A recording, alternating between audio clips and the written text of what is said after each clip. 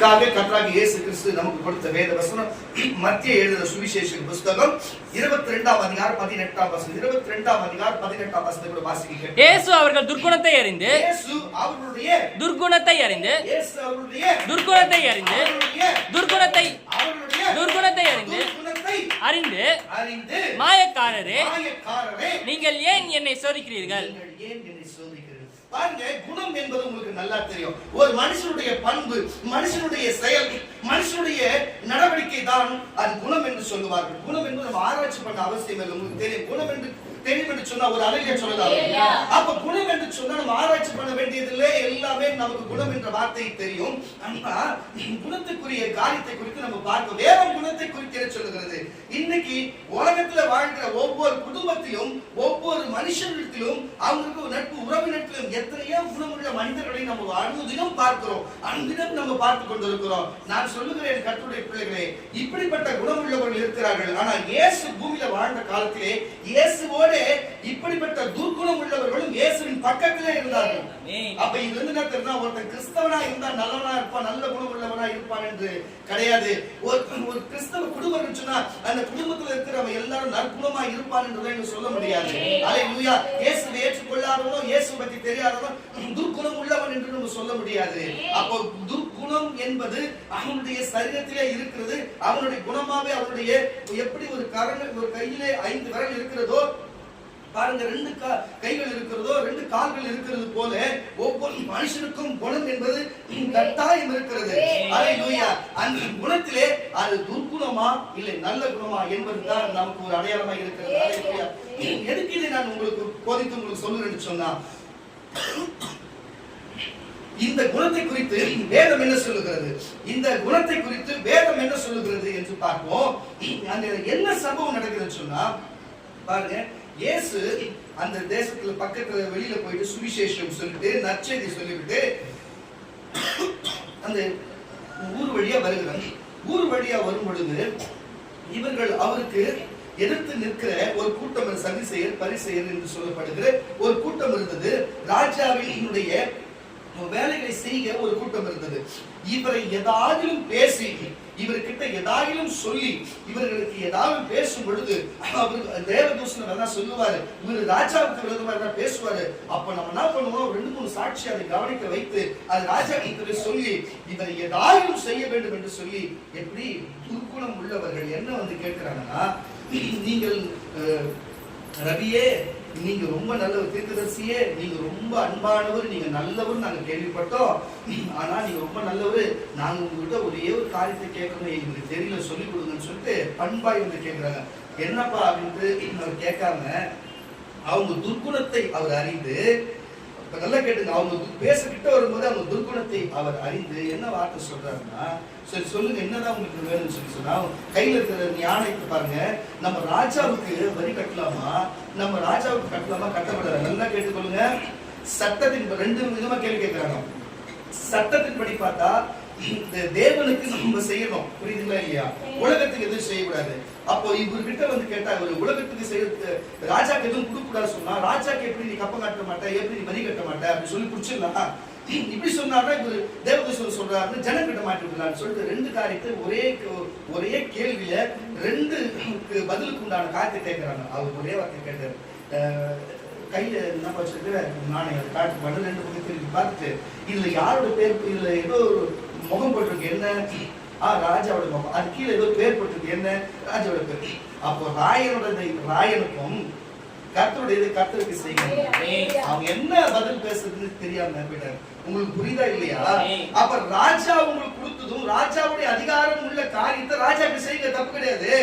ஆனா ராஜா விட மேல இருக்கிற இயேசு ராஜா, இன்னைக்கு இயேசு ராஜா இருக்கிற இந்த தேவனாகி கர்த்தருக்கு அவர் நமக்கு என்ன கொடுக்க முடியுமோ, நமக்கு என்ன செய்தாரோ அவருக்கு அதை செய்ய, இந்த உலக மனுஷனுக்கு வரி கட்ட வேண்டியது என்ன செய்ய வேண்டியதோ அதை செய்யும் சொன்னாரு.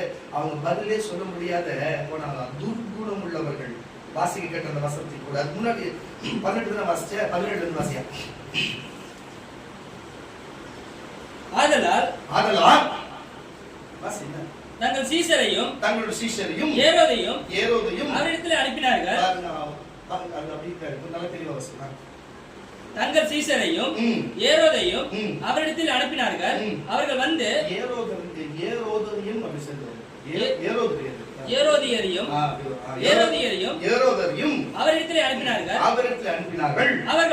அவர்கள் வந்து போதகரே நீர் சத்தியம் உள்ளவர் என்றும் நீங்க சத்தியம் உள்ளவர் என்றும் தேவனுடைய மார்க்கத்தை இந்த மார்க்கத்தை சத்தியமாய் போதிக்கிறவர் என்றும் உண்மையாய் போதிக்கிறவர் என்றும் நீர் முகதாட்சியம் இல்லாதவராகிய தேவனை குறித்தும் யாரை குறித்தும் நமக்கு கவலை இல்லை என்றும் அறிந்திருக்கிறோம்.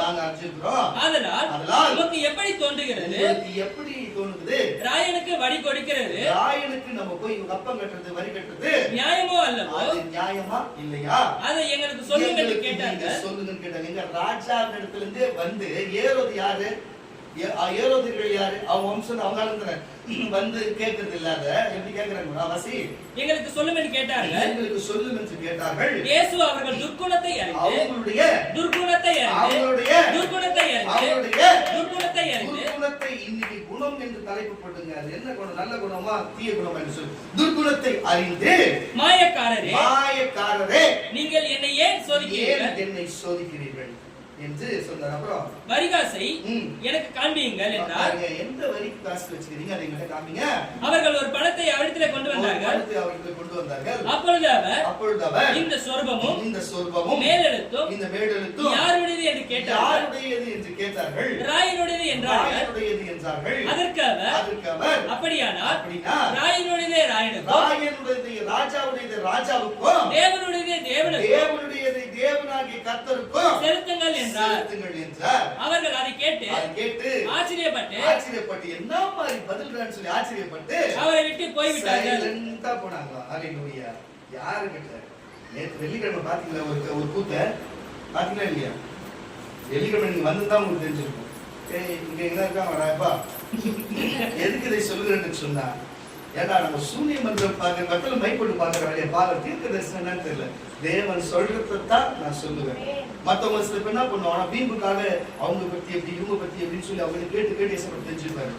நான் வந்து விக்கி கிட்ட அவங்களை பத்தி கேட்கறதும் மற்றவங்க கேட்கறதும் தேவன்கிட்ட கேட்டேன். நசிமா இல்லை ஒருத்தரை பத்தி இன்னொருத்தர் கேட்டு தெரிஞ்சு அவங்களுடைய அப்படி இப்படி தெரிஞ்சுக்கின்னு எனக்கு என்ன அதில் ஆகும். எனக்கு அந்த மாதிரி எனக்கு அதுல எனக்கு ஈடுபாடு இல்லை. அதனால அந்த ஏசப்பட்டு கேட்க மாட்டோம். அவங்க யாரு, அவங்க எப்படிப்பட்டீங்க வர்றாங்கன்னா அவங்க தேவனால தான் வராங்க. இங்க இருந்து போறாங்கன்னா கைத்தை பிடிச்சி தேவன் வெளில தள்ளுறாருன்னு அர்த்தம். எனக்கு தெரிஞ்ச ரெண்டே இங்க வராங்கன்னா தேவன் தான் அவங்க கூட்டு வராரு. இங்க இருந்து போறாங்கன்னா அவர் தான் தோற்று விடுறாரு. இதுல எந்த மாற்றமும் கிடையாது. அதனால வரவங்க எல்லாம் நல்லவங்க தான். இந்த சபைக்குள்ள வரவங்க எல்லாம் நல்லவங்க தான். எந்த மாற்றமே அதுல நான் எந்த ஒரு போறவங்கனாலும் நமக்கு அதை பத்தி ஒண்ணு இல்லை. ஆனா யாரை பத்தி நமக்கு தெரிஞ்சு யாருடைய காரியத்தை தெரிஞ்சு எனக்கு என்ன செய்ய போகுது, தேவன் என்கிட்ட சொன்னாருன்னா அதை அப்படியே சொல்லுவோம். அது அவங்க கேட்டாங்க அப்ப என்கிட்ட பேசலாம் சொல்லுறது தவிர இது கேட்டது எனக்கு எதுவும் தெரியாது. எனக்கு தெரிய வேண்டிய அவசியம் தேவையில்லை. புரியுதுங்களா? இதனால எனக்கு ஒரு 10 ரூபா லாபம் கிடையாது, நஷ்டம் கிடையாது. நம்ம எதுக்கு இதுல போயிட்டு வீணா கூட்டி போனோம். அதனால ஏற்கனவே ஒரு மாதிரி ஒருத்தவங்களுக்கு செயின் மிஸ் ஆயிடுச்சுன்னு சொல்லியிருந்தோம். அது சொல்லியிருந்தாங்க. அது சொன்னோம். அதே மாதிரி பார்த்தா அவங்களுக்கு அது கட்சிச்சு அவங்க சொன்னாங்க கட்சின்னு சொல்லிட்டு பணம் கொஞ்சம் அதே மாதிரி அது கரெக்டாக அந்த பணம் அப்படியே கட்சிச்சு சொல்லியிருந்தாங்க. இது மாதிரி சில சொல்ல இது எப்படி காட்டு லேசா பரவி கரெக்டா வந்து 2 செயின் நான் ஜாப் பண்றதுக்கு அவங்க உள்ள இறங்கும்போதே சொல்லிட்டாரு. அவங்ககிட்ட நான் பேச மாட்டேன், நான் வந்து நிப்பேன், நான் கை காட்டுவேன், நான் வந்து கை காட்டுவேன். அப்போ அவங்களுக்கு என்னவோ அவங்களோட பேச மாட்டேன்னு சொன்னாரு என்கிட்ட. குறிப்பிட்ட ஆளுங்க வரையும் எல்லாத்தையும் ஒரு 2 வார்த்தை தான் பேச. எப்ப நல்லா பேசுவாரு, கவனிச்சிருப்பீங்க நீங்க. கை காமிச்சோம் அப்படிதான். ஆனா இவங்க மத்தவங்களுக்காக அழகா பேச, இவங்களுக்கு இல்லைங்க அவர் பேச மாட்டேன்றாரு. வேற வழியில வந்துட்டாங்க. நான் மட்டும் ஜாம் பண்ணி விசுவாசமா ஜாம் பண்ணி அனுப்பிச்சு விட்டேன். பேசவே இல்லை அவரு, பேச மாட்டாருன்றாரு. அப்புறம் தான் அவங்க சொல்றாங்க உங்களுக்கு இந்த கதையை. ஐயோ அப்ப இதுதானா, அப்ப இதெல்லாம் வந்து கடைசி வரைக்கும் உள்ள கூட வரல, வாசல்ல போட்டாங்க. தெய்வத்தை எடுத்து புரியுதா இல்லையா உங்களுக்கு? தெய்வத்துக்கு எல்லாம் தெரியுங்க. உள்ள உட்காந்து மனநிலை எப்படி இருக்கும், வெளில உட்காந்து மனநிலை இருக்கும், இந்த சத்தத்தை வெளில கேட்கக்கூடிய மனநிலை எப்படி இருக்குன்னு சொல்லிட்டு அல்லேலூயா. இதனால நமக்கு ஒன்னும் ஒரு லாபம் கிடையாது, நஷ்டம் கிடையாது. எதுக்கு இது உங்களுக்கு இப்ப சொல்லுங்கன்னு சொன்னா, மனுஷனுடைய துர்குணம் எப்படிப்பட்டதா இருக்கு பாருங்க. உங்களுக்கு ஒரு பொருள் காணம் கிடைக்கணும்னா எங்க ஆண்டவர் வேணும், புரியுதா இல்லையா? ஆனா உங்களுக்கு பாவம் மன்னிக்கணும்னா எங்க ஆண்டவர் வேணாம் உங்களுக்கு. அவர் உங்களுக்கு ஜெபம் பண்ணி உங்களுக்கு ஆசீர்வாதம் பண்றதுக்கு வேணாம். அவருடைய சபைக்குள்ள உங்களுக்கு வர முடியாது.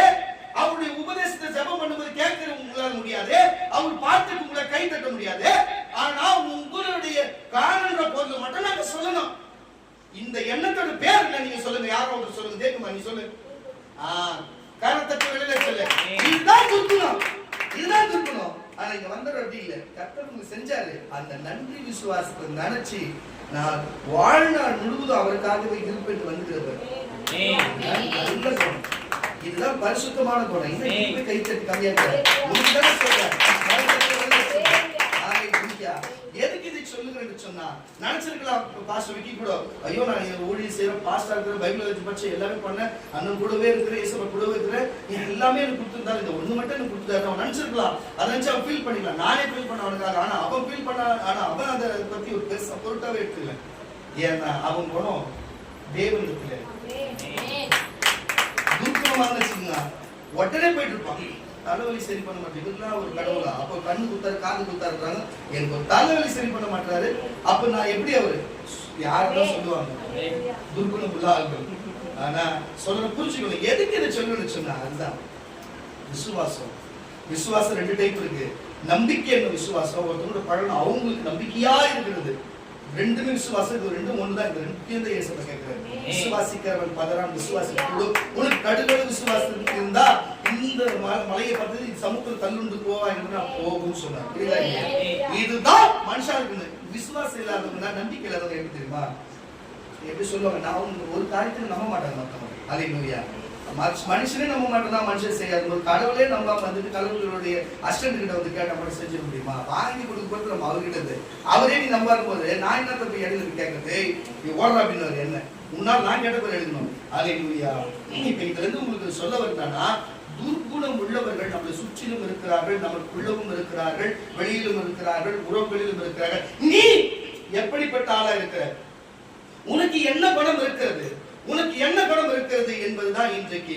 ஒரு வேலை வெளியே தெரியாம உனக்குள்ள துர்குணம் இருக்கலாம், ஆனா இன்றோடு அதை விட்டு வெளியே வருவாய் என்று சொன்னால் கர்த்தர் வாழ்க்கையில பெரிய மாற்றத்தை கொடுக்க பெரிய மாற்றத்தை கொடுக்க வல்லவராக இருக்கிறாரு. பாருங்க சங்கீதங்களின் பாருங்க 2 சாமுவேல் புஸ்தகத்துல ஒரு சங்கீதத்தையே பாடி வைத்திருக்கிறார் தாவீது. எப்படி 2 சாமுவேல் புஸ்தகத்துல ஒரு சங்கீதத்தையே பாடி அவர் வைத்திருக்கிறார். என்னவென்று சொன்னா பாருங்க, அவருடைய துர்குணத்தை குறித்தும் அவருடைய நான் நல்ல துர்குணம் இல்லாமல் இருந்தனால எனக்கு எத்தனை நன்மைகளை என் தேவன் எனக்கு செய்திருக்கிறார் என்று சொல்லி அவர் பாடலாகவே அவர் பாடி அதை வைத்திருக்கிறார். கர்த்தருடைய பிள்ளைகளே, 2 சாமுவேல் புஸ்தகம் 22ஆம் அதிகாரம் 24ஆம் வசனத்தை வாசிக்கலாம். 22ஆம் அதிகாரம் 2 சாமுவேல் 22 24ஆம் வசனத்துல அப்படியே தெளிவா பாடி வைக்கிற வாசிக்க கேட்கலாம். அவர் முன்பாக மன உண்மையாய் இருந்து என் துர்குணத்திற்கு என்னை விலக்கி காத்துக்கொண்டு. இதுதான் விஷயம் பாருங்க.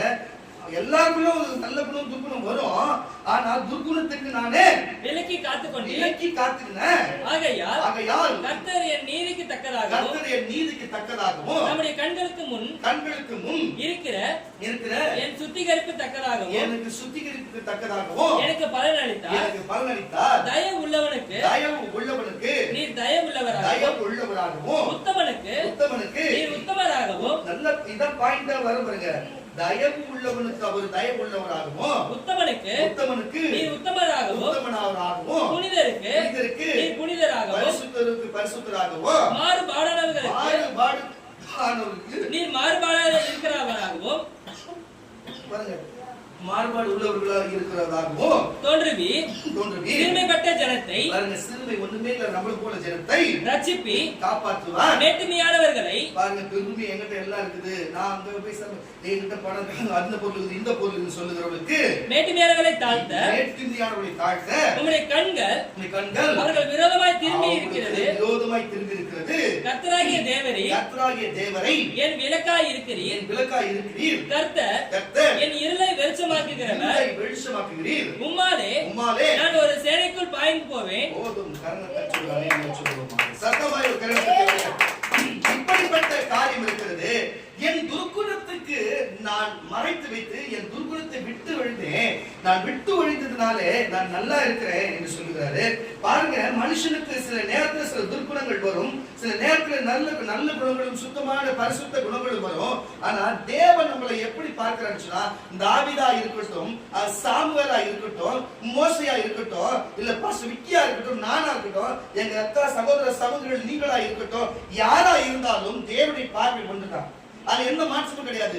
நமக்குள்ள என்ன குணம் இருக்கிறது? அவர் என்ன சொன்னாரு வசனத்துல வாசிக்கும் போது, நீ பாருங்க, நீ இறங்குகிறவனா இருந்தா நான் இறங்குகிறவனா இருப்பேன், நீ தாழ்மை உள்ளவனா நான் தாழ்மை உள்ளவனா இருப்பேன், நீ மேட்டிமையா இருந்தா மேட்டிமையை எடுத்து நிக்கிறவனா இருப்பேன். புரியுதா இல்லையா? அப்போ ஒரு மனுஷன் இப்ப இதுல இருந்து புரிஞ்சுக்கலாம். இப்ப நீங்க கேட்கலாம், குணம் என்று தலைப்பு நம்ம பார்த்தோம், குணம் என்று நம்ம பார்த்தோம். இதுல நல்லா புரிஞ்சுக்க. இப்ப நம்ம வாசிச்சா பாருங்களா, அப்படி வாசிப்பா அதுல நீங்க பாயிண்ட் போட்டு துர்குணம் நற்குணம் சொல்லிட்டு நீங்க எழுதிங்கன்னா அந்த பாயிண்ட் அப்படின்னு பிரிச்சுங்களேன். எத்தனை வருஷம் வாசிச்சிருக்கோம்? 24 இருந்து 30 வரை. 24. இப்ப நீ அது 2 வருஷத்துக்கு முன்னாடி கொஞ்சம் வாசி. தயவு உள்ளவனுக்கு, இதுல இருந்து வாசி.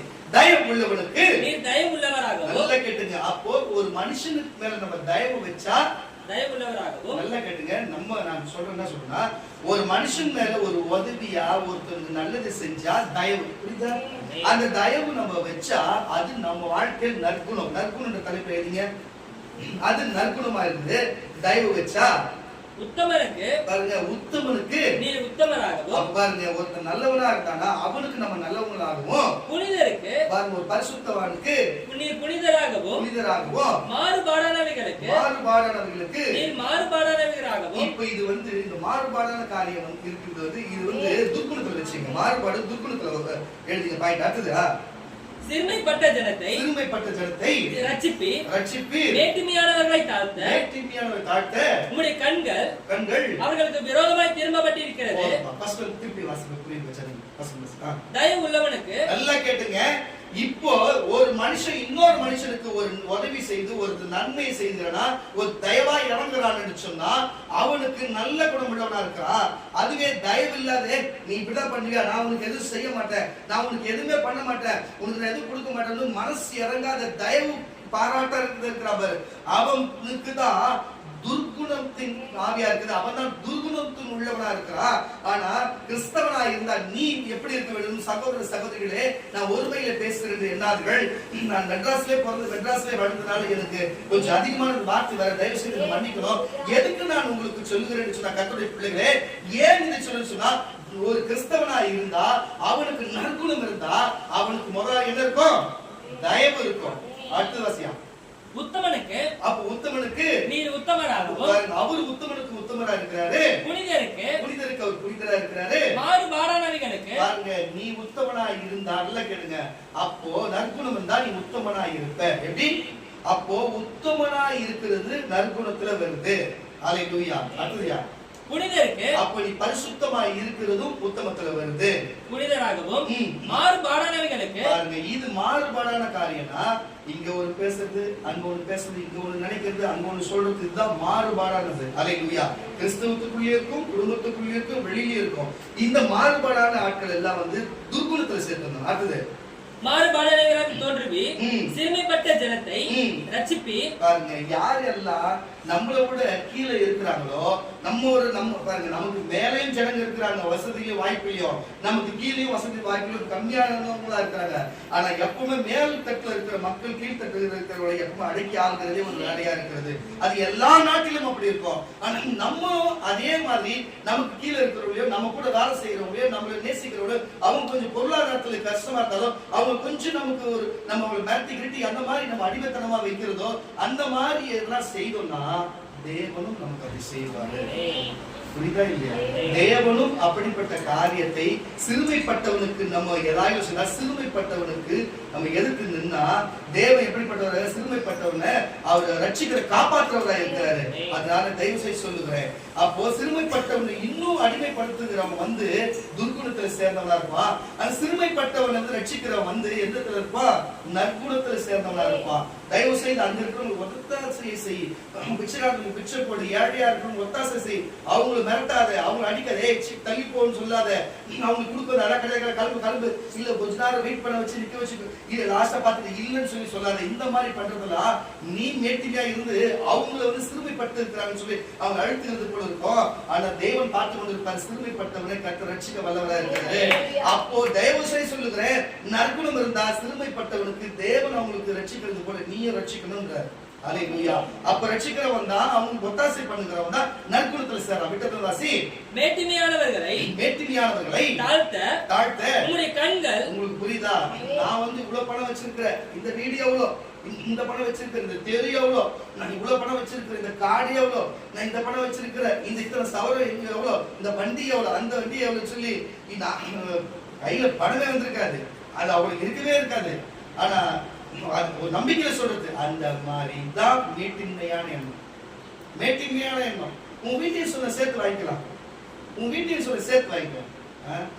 ஒரே காத்துதான், பணம் எங்க போகணும் தெரியாது, பணம் எங்க போகணும் தெரியாது, நோய் எங்க இருந்து வரும்னே தெரியாது, பணம் எங்க போகவே தெரியாது, நோய் எங்க இருந்து வரும்னே தெரியாது. புரியுதா இல்லையா?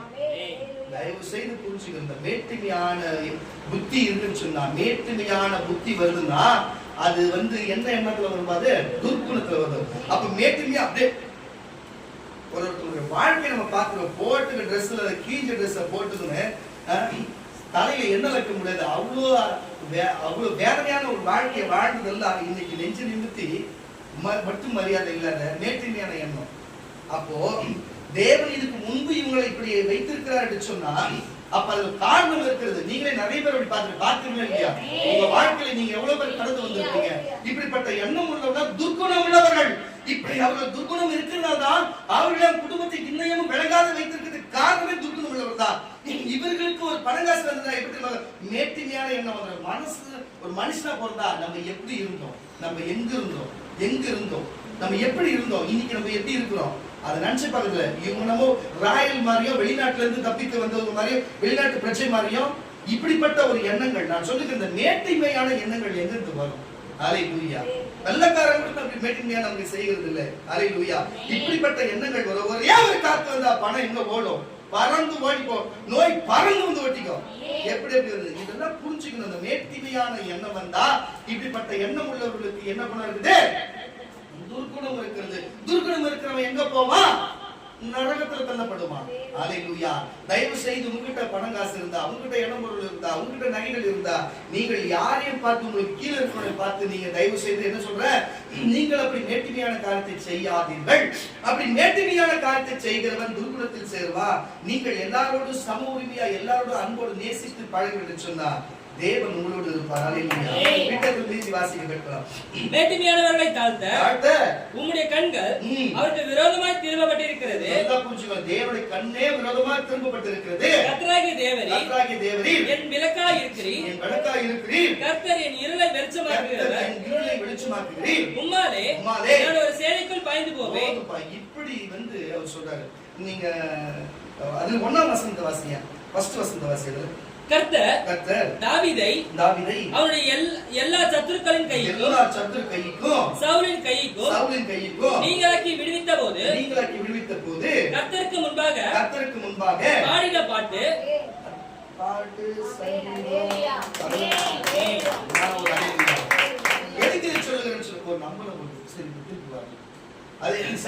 சங்கீதங்களின் புஸ்தகம் சங்கீதங்களின் புஸ்தகம் 18ஆம் சங்கீதம் 23 வாசகம். சங்கீதங்களின் புஸ்தகம் 18:23 வாசிக்கலாமே. அவருக்கு முன்பாக நான் மன உண்மையாயிருந்து என்னப்பா அவருக்கு முன்பாக மன உண்மையாயிருந்து என் துர்க்குணத்திற்கு என்னை விலக்கி காத்துக்கொண்டேன். ஆகையால் கர்த்தர் என் நீதிக்கும் நம்முடைய கண்களுக்கும் முன்னிருந்த என் கைக்கு சுத்திகரிப்புக்கு தக்கதாக எனக்கு பலன் அளித்தார். தயா உள்ளவனுக்கு நீர் தயவுள்ளவராகவும். இதுதான் சங்கீதத்திலும் அவர் எழுதியிருக்கிறார். அது சாமுவேல் அவருடைய தீர்க்கதரிசன புஸ்தகத்திலும் எழுதியிருக்கிறார். அல்லேலூயா. தாவீது அதை சங்கீதமாய் பாடி வைத்திருக்கிறார். தேவனுக்கு அவர் முன்பாகவும் அவங்க மனிதர்களுக்கு முன்பாகவும் அந்த அரசாங்கத்துக்கு முன்பாகவும் அவர் எப்படி நற்குணம் உள்ளவராய் வாழ்ந்தார். அந்த நற்குணம் உள்ளவராய் வாழ்ந்ததால் தான் அவருக்குடைய மாமனார் அவனுக்கு எதிர்த்து நிற்கும் பொழுது கூட தேவன் அவர் பட்சத்தில் இருந்து அவர் காத்தார். அவன் சொந்த மகனே அவருக்கு எதிர்த்து நிற்கும் போது கூட தேவன் தாவீதின் பட்சத்தில் இருந்து காத்தார். என் இருதயத்துக்கு ஏற்றவனே என்று தாவீதை குறித்து தேவன் சொல்லியிருந்தார். அந்த வம்சத்திலேயே இயேசு கிறிஸ்துவும் பிறந்தார். நான் உங்களுக்கு சொல்லுகிறேன் கர்த்தருடைய பிள்ளைகளே, ஒரு மனுஷன் ஒரு நற்குணத்தில் வாழ்வான் என்று சொன்னால் அவன் வாழ்க்கை மேன்மை அடையும். நீண்ட நாட்கள் எடுத்துக்கொள்ளாது. கொஞ்சம் தாமதமா இருந்தாலும் தாவீதை போல அவன் 16 வயதிலே உள்ளே அரசனாக வந்தான். உள்ளே அவனுக்கு அபிஷேகம் பண்ணப்பட்டார்கள். கிட்டத்தட்ட 30 வயது வரைக்கும் அவன் கிட்டத்தட்ட அப்பேற்பட்ட பாடுகளை அவன் பட்டான். உங்களுக்கு தெரிந்திருக்கும். ஆனா பிறகு 40 ஆண்டுகள் ராஜாவா இருந்தான். 40 ஆண்டுகள் சும்மா கிடையாது. அந்த இஸ்ரேலுக்கு மட்டும் இல்ல, முழு உலகத்துக்கு ராஜாவா இருந்த, இன்னைக்கும் வரலாறுல டேவிட் கிங் என்று சொன்னா எல்லாருக்கும் தெரியும். அப்பேற்பட்ட ராஜாவா இருந்தான். இன்றைக்கு பாதி ராஜ வம்சத்துல ஆளுநர் சொன்ன அவனுடைய சந்ததியார்கள் தான் நான் சொல்லுகிறேன் கர்த்தருடைய பிள்ளைகளே. தொடர்ந்து அவன் பிள்ளைகள் தான் ஆண்டது. உங்களுக்கு நான் சொல்லுகிறேன் கர்த்தருடைய பிள்ளைகளே. ஏன் அவன் போன நற்குணத்தின் நிமித்தம், அவன் நற்குணத்தின் நிமித்தம், அவன் நாட்டை நேசித்தது நிமித்தம், நாட்டு பிரஜைகளை நேசித்தது நிமித்தம், தேவன் அன்பு வைத்த நிமித்தம், தேவன் மேல் அவன் நல்ல குணமுள்ளவனா இருந்த நிமித்தம், அவன் பாருங்க துர்குணம் அவனுக்கு வந்தால் அந்த துர்குணத்தை விட்டு தேவன் அதை அவனை சுத்திகரிப்பு பண்ணி தேவன் அவனை மன்னித்து அவனை மீட்டதுனால இப்படிப்பட்ட நல்ல வாழ்க்கையை தேவன் கொடுத்தாரு. எனக்கு அவர் கொடுத்ததுக்கு நன்றி. நான் துர்குணம் இல்லாத நீங்க நல்லா இருக்குன்னா தேவன் கொடுத்தாரு சொல்லி அவர் சங்கீதத்தை குறித்து ஒரு பாடலையும் பாடி இருக்கிறார். அடைமையா இது இந்த சங்கீதத்தை குறித்து நீங்க அந்த சங்கீதத்துல ஃபர்ஸ்ட் வசனம் வாசிச்சாலும் உங்களுக்கு தெரியும் பாருங்க. எப்படி சொன்னா அவருக்கு இந்த தேவனுக்கு ஆராதனை செய்வதற்கு என் தேவன் நன்மை செய்தார் என்று சொல்லி இந்த சங்கீதத்தை அவர் பாடி இருக்கிறார். ஹalleluya. இதுதான் வாசிங்க. என்ன பிரச்சனை? என் பரனாகி கர்த்தாவே உம்மிலே அன்பு கூறுவேன். நீ பைபிள் இது போல வாசிங்கயா, பைபிள்ல வாசிச்சா தெரியும். அது யாருக்கு எழுதின சங்கீதம் என்று சொல்லி சொல்லுங்க. வாசிமா. ஒப்புவிக்கப்பட்ட சங்கீதம் கர்த்தராகிய தாசனாகிய தாவீது பாட்டின் வார்த்தைகளை கர்த்தர் தன்னை தன்னுடைய எல்லா சத்துருக்களின் கைக்கும் சவுலின் கைக்கும் நீங்களாக்கி விடுவித்த நாளிலே பாடினது. புரியுதா உங்களுக்கு? இப்படிப்பட்ட சத்துருக்கள் அவனுக்கு வரும் பொழுது கூட அவனுடைய இருதயம், அவன் நல்ல பாருங்க எப்படிப்பட்ட இருதயம், கெட்ட இருதயமா இல்லாம அவன் நல்ல இருதயமா இருந்தனால அவனோட குணம் நல்ல குணமா இருக்கிறது. அப்போ ஒரு மனுஷனுடைய சரித்திரம் 2 கைகள் 2 கால்கள் 2 கண்கள் இருக்கிறது போல ஒவ்வொரு மனுஷனுக்கும் குணம் இருக்கும். அந்த குணம் நல்ல குணமா இல்ல துர்குணமா என்று பார்க்கத்தான். இப்ப நான் என்ன சொன்னேன், ஒரு கிறிஸ்தவனா இருந்தாலும் பாருங்க அவன் வேற சமூகத்தை சார்ந்தவனா கூட இருக்கட்டுமே, கிறிஸ்தவனா இருந்தா அவன் நல்ல குணம் இருக்குன்னு நான் சொல்லவே இல்லை. ஒருத்த வேற சமூகத்துல இருந்தா அவனுக்கு அசுத்த குணங்கள் இருக்கும் என்று நான் சொல்லல. எல்லா மனுஷனத்திலும் துர்குணமும் இருக்கும், எல்லா மனுஷனத்திலுமே நற்குணமும் இருக்கும். ஹalleluya. ஆனால் அது எந்த நேரத்துல எது கிரியை செய்கிறது? இன்றைக்கு நான் சொல்லுகிறேன், ஒருவேளை துர்குணம் உள்ளவர்களா இருந்தா இன்றைக்கு இந்த பிரசங்கம் முடிகிற காட்டி உங்களை ஒப்பு கொடுத்து நீங்க எனக்கு மாத்திடுங்கன்னு சொல்லி சொன்னா தாவீதை மாத்தி எப்படி தேவன் அவ்வளவு தூரம் வைத்தாரோ அப்படி வைப்பார். ஆனா நான் எனக்கு துர்குணம் இல்லை, நான் நற்குணம் இல்லை என்று உங்களுக்கு வேட்டிமை சிந்தை இருக்கும் என்று சொன்னா, ஒரு பாக்கெட்ல ஒரு 10 வந்தா பெருமையா இருக்கிறது போல எனக்கு கொஞ்சம் உங்களுக்கு உண்மையா இருக்கு ஏதோ ஒரு இருந்து வச்சுக்க, அதை வச்சு நீ மேட்டிமையா பண்ணா இருக்கிறதும் இல்லாத போயிடும். தயவு செய்து சொல்லுகிறேன், உங்களுக்கு இருக்கிறதும் இல்லாத போயிடும். நான் எதுக்கு சொல்லுன்னு சொன்னா, தன்னை தாழ்மையா இருந்து ஆமாண்டவரே என்கிட்ட இல்ல, உங்ககிட்ட நற்குணம் நிறைய இருக்குது, நீ ஐஸ்வர்ய சம்பந்தர், உங்ககிட்ட எல்லாமே இருக்கிறது, அதனால நீ தான் பண்றனா, என்கிட்ட இல்ல, நான் கேட்கிறேன், நீ கொடுப்பா, இந்த ஏற்கனவே தீய கொடுத்திருந்து எனக்கு கழுவி சுத்திகரிப்பான்னு சொல்லி தாவீது கேட்டது போல நீங்க கேட்பீங்கன்னு சொன்னா, கர்த்தர் கொடுக்கிறது மட்டுமல்லாம கர்த்தர் உங்களை கர்த்தர் என்ன காரியத்தை உண்டாக்குற அந்த காரியத்தையும் சரி நீ வாழ்கிற காரியத்தை கர்த்தர் நிறைவேற்றி அவர் ராஜ்யம் போகும்போது கர்த்தரை பலப்படுத்தி வழிநடத்த வல்லவராக. இதுக்கு அவசியம் குணம்தான் அவசியம். ஆனா இப்ப நான் சொல்லிட்டேன்ல, ஏன்னா இன்னைக்கு என் மக சொன்ன மாதிரி இன்னைக்கு இருந்தோர் நாளைக்கு இல்ல, நேற்று இருந்தோர் இன்னைக்கு இல்ல. புரியுதா இல்லையா? யாருக்கு என்ன நடக்கும், என்ன சூழ்நிலை எது நடக்கும் தெரியாது. அதனால கிறிஸ்தவனாகி இன்னைக்கு நீ பரிசுத்தமா இருக்கிறேன்னு நீ ஒரு மேட்டுக்கு நினைக்காத, நாளைக்கு என்ன நினையோ, நாளைக்கு எப்படி சூழ்நிலை வருமோ, ஆனா அனுதினமும் சுத்திகரிச்சுக்கோ. அனுதினமும் நான் நடந்தோம்தான், காலைல ஜெபம் பண்ணும்போதும் மன்னிப்பு கேட்டு ஜெபம் பண்றோம், நைட்டு ஜெபம் பண்ணும்போதும் மன்னிப்பு கேட்டு ஜெபம் பண்றோம். முதல்ல ஆரம்பிப்பாடு பண்ணிடுவேன், அது பழக்கமாவே ஒரு வச்சிருக்கிறேன். ஏன்னு கேட்டீங்கன்னா அடுத்த நிமிஷம் நமக்கு என்ன நடக்குமோ, எந்த நேரத்துல தேவன் வருவாரோ, நம்ம கொஞ்ச நேரத்துல எல்லாம் ஒண்ணு பேசிவிட்டு இப்ப பாவி அடிக்கும் போது நான் இவ்வளவு தூரம் கஷ்டப்பட்டு அங்க போற காட்டியும் நீ கொஞ்சம் தள்ளி நில்லு, நீ பின்னாடி நில்லுன்னு வச்சுக்கோங்க, ரொம்ப வைத்தஸ்ல இருக்கிறத சொல்லுங்க. நான் ரொம்ப பென்சில் பார்ட்டி எனக்கு பிடிக்காது. அப்புறமேட்டு அதனால நம்ம யாருமே ஒன்றும் சொல்ல முடியாது, அங்கே போயிட்டு நம்ம ஆட்சிகளில் தப்பு விட்டுருவாங்க. அதனால நம்ம கரெக்டா இருக்கணுன்றதுனால எப்பயுமே கொஞ்சம் மன்னிப்பு கேட்டு கொஞ்சம் கரெக்டா வச்சுருந்தோம்னா, வா மகனே உள்ள வா மகனேன்னு சொல்லி கூப்பிடுவாங்க. எதுக்கு நான் 7 வருஷமா ஜாலியா பேசுறேன். இப்படித்தான் எல்லாருடைய வாழ்க்கையிலும் கர்த்தருடைய பிள்ளைகளே. அதனால ஆணுதினமும் சுத்திகரிச்சுக்கோன்ற. இந்த உலகம் பொல்லாதது, இங்க மாயமற்றது. இந்த பாருங்க, இயேசு பூமியில அவ்வளவு வல்லமை உள்ளவரா இருந்து, அவ்வளவு நன்மை செய்கிறவரா இருந்து கூட அவர் பாக்கெட்ல காசை வச்சுக்கின்னு, புரியுதா புரியுதா, பணம் இருந்தா தேவனுக்கு கேள்வி கேட்க முடியும் போன்றதுல, பணம் காசு கொஞ்சம் இருந்ததுன்னா தேவனுக்கு கூட கேள்வி கேட்க முடியும். புரிஞ்சுக்கதான் மனுஷனுடைய எண்ணங்கள். கொஞ்சம் பணம் இருந்தா போதும். இயேசுவை பார்த்து இது ராயனுக்கு கொடுக்கலாமா இல்ல என்ன கொடுக்கலாம் கேட்டாங்களா இல்லையா? அவங்க என்ன தப்பா கேட்டாங்க? தப்பா கேட்கல. அந்த காசை வச்சு அவங்க கேட்டதா அவங்க கேட்கிறாரு. துர்குணம் உள்ளவர்கள் அவர்கள் என்று அவர் எண்ணி, அவர் துர்குணத்தை அவர் அறிந்து ஏன் இப்படி பண்றீங்கன்னு கேட்டு அந்த காசு ராயனுக்கும் கர்த்தருக்கும் என்று சொன்னார். அப்ப இந்த உலகத்திலே வருகிறது, இந்த உலகத்திலே போயிடும் தான் அர்த்தம். உங்களுக்கு புரியுதா இல்ல? வெள்ளி காசு வச்சிருந்தா வெள்ளி காசு பணம் இல்ல, இந்த பணம் வந்து பாதாள வரை பாய். புரியுதா? பணம் எல்லா தீமைக்கும் வேறா இருக்கிறது. பணம் பாதாள வரையும் பாயும். இயேசுவை காட்டி கொடுக்கிறதுக்கு, யோசேப்பை வித்ததுக்கு நல்லா புரிஞ்சு கொள்ளுங்க கர்த்தருடைய பிள்ளைகளே. பணம் தான், பணம் 10 செய்ய சொல்லுவாங்க.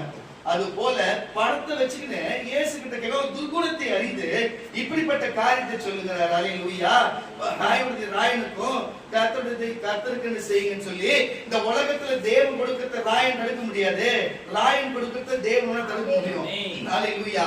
அதனால இந்த உலகத்துல உலகம் கொடுக்க கூடாததை விட தேவன் கொடுக்கறது நிறைய இருக்குது. உலகத்துல நம்ம வாங்க கூடாது, இந்த உலகத்துல ஏகப்பட்டிருக்குது. ஆனா விலை முதிக்க முடியாது தேவனுக்கு நமக்கு இருக்குது. தயவு செய்து அவருடைய கிருபை, அவருடைய கருணை, அவருடைய இரக்கம், பரலோகம், பாவமன்னிப்பு, பரலோக ராஜ்யம், நித்திய ஜீவன் போன்ற பல காரியம் இருக்கிறது. எத்தனையோ நோய்க்கு எங்க போல மருந்து கிடைக்காத நோயெல்லாம் கர்த்தர் ஒரு நிமிஷத்துக்கு சொல்லி கொடுத்தாரு. எத்தனையோ பேருக்கு எத்தனையோ எண்ணங்க போய் விடுதலை ஆகிறதெல்லாம் கர்த்தர் ஒரே இடத்துல விடுதலை கொடுத்திருக்கிறார்.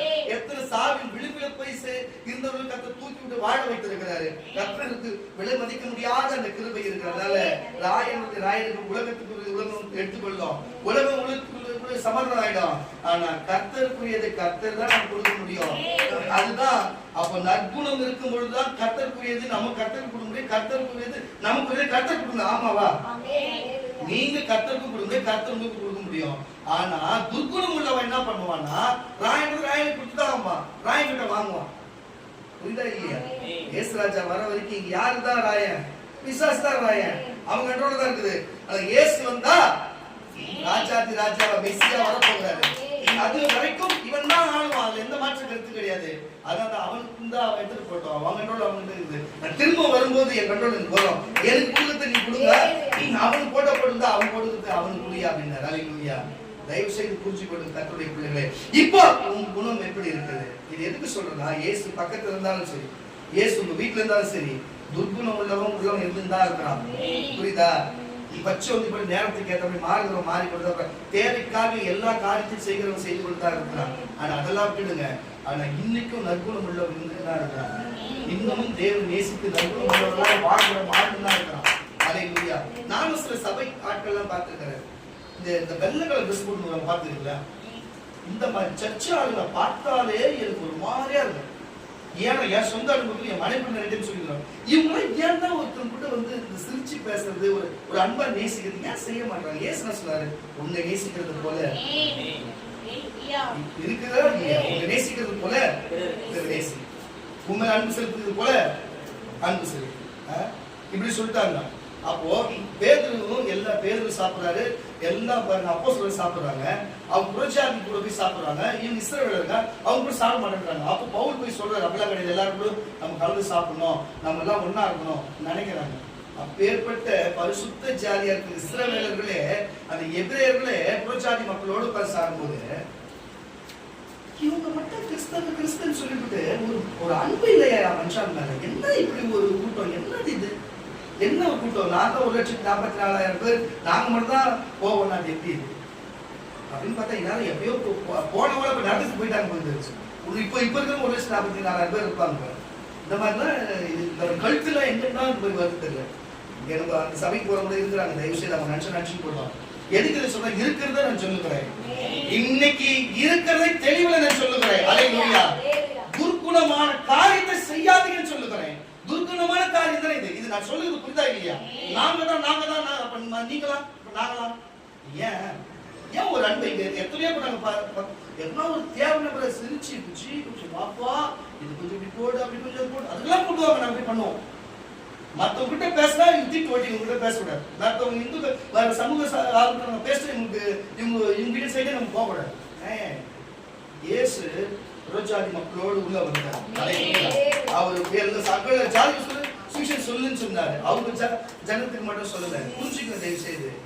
தேவனே இறங்கி வரும்போது அவர் சுவிசேஷன் இறங்கி வரும்போது எனக்கு ஒன்றும் புரியல. இந்த ஜனங்கள் எப்படிதான் சுவிசேஷம் சொல்லுவாங்க? என்னடா வைக்குது? அப்படி போகுது. இதுதான் துர்க்குணம் என்பது. அப்போ ஒருத்தர் கிறிஸ்தவனா இருந்தாலும் துர்க்குணம் இருக்கும். நான் அவ்வளவு தூரம் பார்த்தாரு. தாவீதா இருந்தாலும் துர்க்குணம் இருக்குங்க. பட்டு சொல்றாரு. தாவீதா இருந்தாலும் இருக்குதான். உடனே அவங்க அந்த ஊழிக்காரனே சொல்லியிருந்தேன், அந்த சர்ச்சையில் இருக்கிறவங்க சொல்லியிருந்தேன். தாவீதை கூட சொல்லுகிறேன். தாவீதா இருந்தாலும் துர்க்குணம் இருக்கும். அந்த துர்க்குணத்தை கழுவி சுத்திகரித்தால் ஒழிய அந்த துர்க்குணம் அவனுக்குள்ளவே இருக்கும். சுத்திகரிக்கணும். அன்னைக்கு ஈசோப்பு தழினாலும் ஆட்டுக்கடாவின் ரத்தத்தினாலும் சுத்திகரிச்சிட்டாங்கப்பா, போச்சு. இன்னைக்கு ஈசோப்பு இருக்குதா? நம்ம இடத்துல இந்தியாவில் ஈசோப்பு இருக்குதா? இந்தியாவில பலிகளை செலுத்துகிற சட்டம் இருக்குதா? அப்ப எப்படி செலுத்துவ? இன்னைக்கு ஆசாரி இருக்கிறாங்க. இங்க கேரளா இருக்கிறாங்க. ஃப்ரெண்டு இருக்கிறாங்க. கூப்பிட்டு வரேன். எதுக்கு சொல்லுறேன்னு சொன்னா உங்களெல்லாம் செய்ய மாட்டாங்க. புரியுதுங்களா? அதுதான் தனி ஒரு இதெல்லாம் இருக்குது. அதுக்குன்னு கொஞ்சம் சுண்ணத் பண்ண நிறைய காரியம் இருக்குது. சேர்க்க மாட்டாங்க. எதுக்கு இதை சொல்லுறேன்னு சொன்னா, ஏன் உங்களுக்கு இதை பத்தி பேசுறேன்னு சொன்னா, கர்த்தருடைய பிள்ளைங்க இன்னைக்கு இயேசுவின் ரத்தத்தினாலே நம்ம அவருடைய வார்த்தை ஈசோப்பினாலே சுத்திகரிக்கும் பொழுது நமக்குள்ள இருக்கிற என்னப்பா அது துர்க்குணம் நம்ம விட்டு போகும். அல்லேலூயா. அது போன பிறகு தாவீதை உயர்த்தினது போல கர்த்தர் உயர்த்த. சங்கீதங்களின் புஸ்தகம் 51ஆம் சங்கீதம் கரெக்டா கண்டுபிடிச்சிருக்கோம். ஆயிட்டு வருவாரு. சங்கீதங்களின் புஸ்தகம் 51ஆம் சங்கீதம் 5 வாசிக்க கேட்கலாம். இதோ நான் துர்க்குணத்தில் உருவானேன். நான் ஒரு நிமிஷம் இருப்பா. எனக்கு ஒண்ணு புரியல. ஒரு குறிப்பிட்ட சர்ச்சுக்கு போறவங்க சிரிக்க மாட்டாங்க. அது அப்படியே ரொம்ப இன்னும் ஆண்டவர் கதையில கேட்டாரு. நான் கேட்கிறேன், கிறிஸ்துவுக்குள்ள உபதேசம் வந்து எளிமையா இருக்குமா கஷ்டமா இருக்குமா? கஷ்டமா இருந்த ஒரு அழிய சொல்லுங்க. எளிமையா இருக்க ஒரு அழிய சொல்லுங்க. எளிமையா இருக்குமா?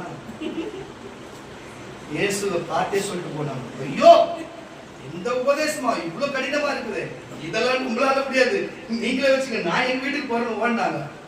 கிறிஸ்தவ உபதேசம் கடினமா தான் இருக்கும்.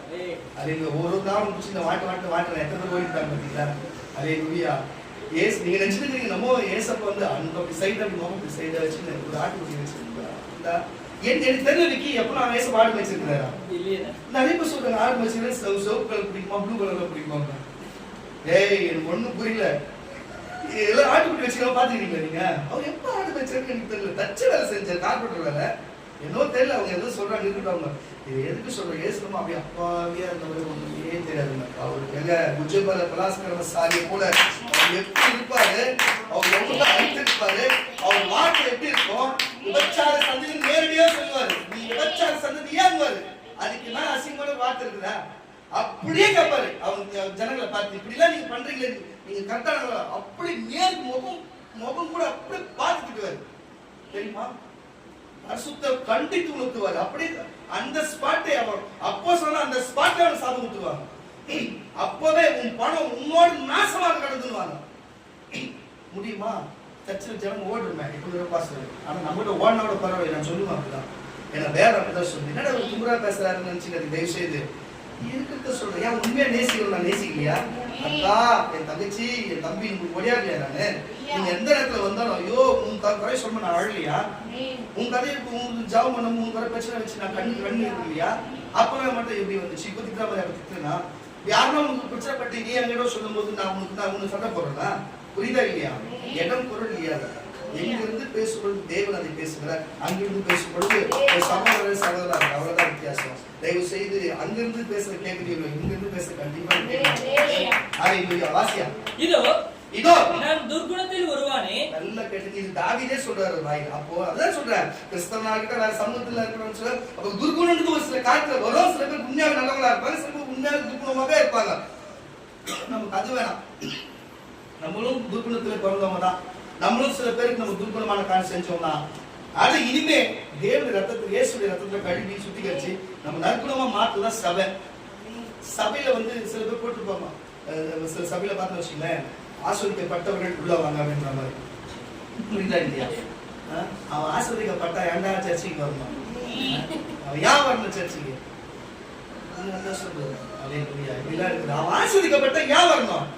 உள்ள வந்து அவன் ரட்சிக்கப்பட்டு அவன் பாவம் கழுவி அவனை தனந்தோறும் அவனை ஒவ்வொரு நாளும் சுத்திகரிக்க வச்சு அதுக்கப்புறம் கர்த்தர் வரும் வரைக்கும் அவனை சுத்திகரிக்கணும். அன்னைக்கு ஒரு நேரம் இயேசு வந்து மொத்தமா இருக்கணும் சரி, இல்ல அவன் தேவனிடத்துல போனாலும் சரி, அவன் அது வரைக்கும் அவன் சுத்திகரிக்கணும், அதை சொல்லி கொடுக்கணும், மேற்கே வழி நடத்தி. இதுதான் தகப்பனுடைய ஊழியக்காரனுடைய வேலையா இருக்குது. வாசி, இதோ நான் துர்க்குணத்தில் உருவானேன், என் தாய் என்னை பாவத்தில் கர்ப்பம் தரித்தார். இதோ உள்ளத்தில் உண்மையாயிருக்க விரும்புகிறேன், நான் உள்ளத்தில் உண்மையாயிருக்க விரும்புகிறேன். அந்த காரணத்தில் ஞானத்தை எனக்கு தெரியப்படுத்துவி, ஞானத்தை எனக்கு தெரியப்படுத்துவி. நீர் என்னை ஈசோப்பினால் சுத்திகரியும். என்னப்பா? ஈசோப்பினால் ரத்தத்தில் தோய்த்து சுத்திகரியும். அப்பொழுது நான் சுத்தமாவேன். என்னை கழுவி அருளும். அப்பொழுது நான் உறைந்த மலையிலும் நான் பாருங்க சுத்தமான தண்ணியிலும் வெண்மையாவேன். நான் சந்தோஷமா மகிழ்ச்சியும் கேட்கும்படி செய்யும். அப்பொழுது நீ நொறுக்கின எலும்புகள் கலிகூரும். என் பாவங்களை பாராதபடிக்கு நீர் உமது முகத்தை மறைத்து என் அக்கிரமங்களை எல்லாம் நீக்கி அருளும். தேவனே சுத்த இருதயத்தை என்னிலே சிருஷ்டியும். இதுதான் தாவீது கேட்டார். நிலைவரமான ஆவியை என் உள்ளத்திலே புதுப்பியும். இதுதான் தாவீது கேட்டார். அல்லேலூயா. இன்றைக்கு தாவீதுடைய நடந்த காரியத்தை எல்லாத்தையும் நான் சொன்னேன், சரிங்களா? அப்போ ஒரு மனுஷனுக்கு பணம் காசு வந்துட்டா தாவீது விழுந்தாரு பாருங்க, அந்த மாதிரி விழ வேண்டிய சூழ்நிலை வரும். எப்படி? தாவீது சின்ன வயசுல கஷ்டப்பட்டாரு, அப்போ தேவனை ஆராய்ச்சி அவர் நல்ல மேன்மைக்கு வந்துட்டாரு. ராஜாவை ஏறி ஒரு 15-20 வருஷம் கழிச்சு அவர் என்ன ஆயிடுச்சு, பணமும் பொருளும் ஆஸ்தி அந்தஸ்தம் வந்த உடனே அவர் மேட்டின் மேல எண்ணம் வந்து அவர் என்ன பண்ணிட்டாரு, இப்படிப்பட்ட தவறான காரியம் செய்தாரு. மறுபடியும் அவர் மன்னிப்பு கேட்டார் தேவனுக்கு. மன்னிப்பு கேட்டு துர்குணத்தை எனக்கு எடுத்து போடுங்க, நீ கழுவி சுத்திகரிங்க கேட்டாரு. தேவன் அப்படியே அதை நான் செஞ்சாரு. மறுபடியும் அவர் ராஜாவே தான் வைத்தார். அல்லேலூயா. இன்றைக்கு ஆரம்பத்துல நீ வரும் பொழுது கஷ்டப்பட்டு வந்திருக்கலாம், நீ கிறிஸ்துவை ஏற்றுக்கொண்டு இருக்கலாம், ஓரளவுக்கு கட்டா மறுபடியும் கொஞ்சம் பண காசு சேர்ந்தவன திரும்பி பழைய காரியத்தோட இன்னும் மேட்டிமையான எண்ணங்கள் வந்து உனக்கு தீய துர்குணத்தை கொடுத்திருக்கலாம். ஆனா தயவு செய்து சொல்லுங்க, கர்த்தருடைய பிள்ளைகளே, அந்த குணத்தோடு போனா தேவனுடைய சன்னிதானத்து சைடில் வரவே முடியாது. தாவீது எவ்வளவு பேர் ராஜா நினைச்சுட்டா தேவன் விட்டு அவர் பார்த்து கடந்திருக்கலாம், அவர்கிட்ட எல்லாமே இருந்தது. ஆனா அவர் அப்படி செய்யல. நான் பண்ணு தப்புன்னு இருந்தார். ஏன்னா அவர்கிட்ட ஏற்கனவே நற்குணம் இருந்தது. அந்த நற்குணம் அந்த நேரத்தில் பயன்பட்டதுனால அவர் பண்ண தப்புன்னு உணர வச்சது. அதனால அது உணர்ந்தாரு, தேவனுக்கு மன்னிப்பு, அது கழுவி சுத்திகரிக்கப்பட்டது. அவர் தெளிவானார், நல்ல வாழ்க்கை தீர்காயுசோடு சந்தோஷமாய் தேவனிடத்தை இறைச்சி இருந்தார். அல்லேலூயா. இன்றைக்கு நீங்களும் இயேசுடைய ரத்தம் இருக்கிறது, அவர் வார்த்தை விசுவாசம் இருக்கிறது. இன்னைக்கு உன் கழுவி சுத்திகரிக்க இருக்கிறது. உன் துர்குணம் இருந்தா மாத்திக்கோ, உன் துர்குணம் இருந்தா மாத்திக்கோ. எல்லாமே உனக்கு நற்குணமாய் மாறி நீ செய்கிற காரியம் வாய்க்க மற்ற ஒத்தாசையா இருக்க, நீ நல்லா இருக்க. யாரும் ஏத்து வந்தாலும் அவங்க ஏத்து வந்தவங்க ஒன்றும் இல்லாத போக கர்த்தர் வேதஸ்தானத்தில் வைக்க. இன்றைக்கு ஏன் இதை பேசுறேன்னா, நாளைக்கு என்ன வேணாலும் உங்களுக்கு பணம் வரலாம், நாளைக்கு என்ன வேணாலும் உங்களுக்கு பொருள் வரலாம், நாளைக்கு என்ன வேணாலும் நடக்கலாம், இங்கிருந்து வெளில போகும்போது உங்களுக்கு பதவி உயரலாம், என்ன வேணாலும் நடக்கலாம். ஆனா அந்த நேரத்தில் உங்களுக்கு மேட்டிமையான எண்ணம் வந்திருக்கிறா இன்னைக்கே தேவன் எச்சரிக்கை. நாளைக்கு என்ன வேணாலும் நடக்கலாம், நாளைக்கு பணம் வரலாம், நகை வரலாம், பொருள் வரலாம், வீடு வரலாம், வாசல் வரலாம், என்ன வேணாலும் வரலாம். உனக்கு எல்லாமே எதை எதிர்பார்த்த அதை விட கூடுதலாக கூட வரலாம். தேவன் ஒரு காரியத்தை இன்னைக்கு இதை பேசுறாருன்னு சொன்னா தயவு செய்து சொல்லுகிறேன், அதுக்கு நம்ம எச்சரிக்கையா இருக்கலாம். பேசுற காரணம் இல்லாத எப்பவுமே பேச மாட்டாரு. நாளைக்கு நீங்க கொடுக்கறதுல வரலாம், நீங்க எல்லாருமே கொடுக்கறதுல நாளைக்கு வரலாம், நாளைக்கே வரலாம். ஆனா நாளைக்கு மறுநாள் நீங்க வந்து நேர்த்தியான சிந்தையோடு துர்குணத்தை செய்யக்கூடாது என்பதற்கு எச்சரித்து உங்களுக்கு சொல்லுகிறார். நான் விசுவாசமா சொல்லுகிறேன், இன்னைக்கு தேவன் பேசுறேன்னு சொல்லி தெரியும். தேவன் பேசுற ஒரு மெத்தடை பத்தி எனக்கு புரியும். இன்னைக்கு இந்த வார்த்தை வரணும், கண்டிப்பா இதை கொடுக்க போறாரு. அவர் முன்னெச்சரிக்கை எச்சரிக்கை கொடுக்கிறாரு. ஒரு நாள்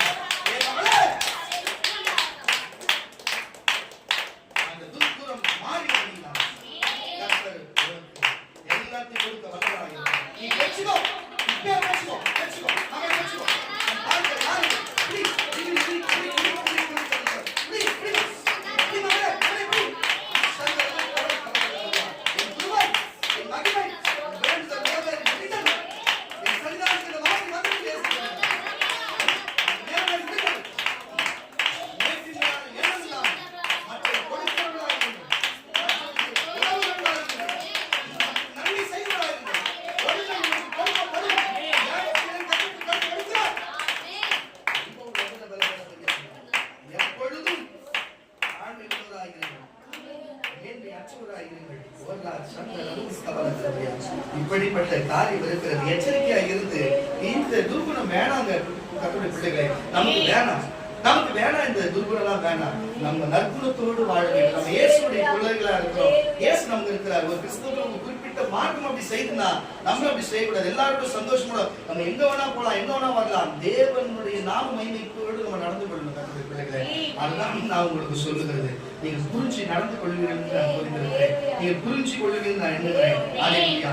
அப்புறம் இப்ப பாருங்க, இவ்வளவு நேரமா குணத்தை குறித்து பேசினேன். அந்த குணத்தினாலே என்னென்ன சம்பவிக்கும், என்னென்ன பாயிண்ட் மட்டும் பார்த்துடலாம். முடிச்சல அவ்வளவுதான். எபேசியருக்கு எழுதின நிருபங்கள், எபேசியருக்கு எழுதின எப்படின்னா பாயிண்ட் மட்டும் தான் வருது இல்ல. ஏன்னா நான் பேச வேண்டியதான் பேசுகிறேன். பாயிண்ட் மட்டும் டக்குன்னு நோட் பண்ணீங்க. எபேசியருக்கு எழுதின நிருபங்கள் 4ஆம் அதிகாரம் 31ஆம் வசனம். எபேசியர் 4:31 வாசிக்க கேட்கலாம்.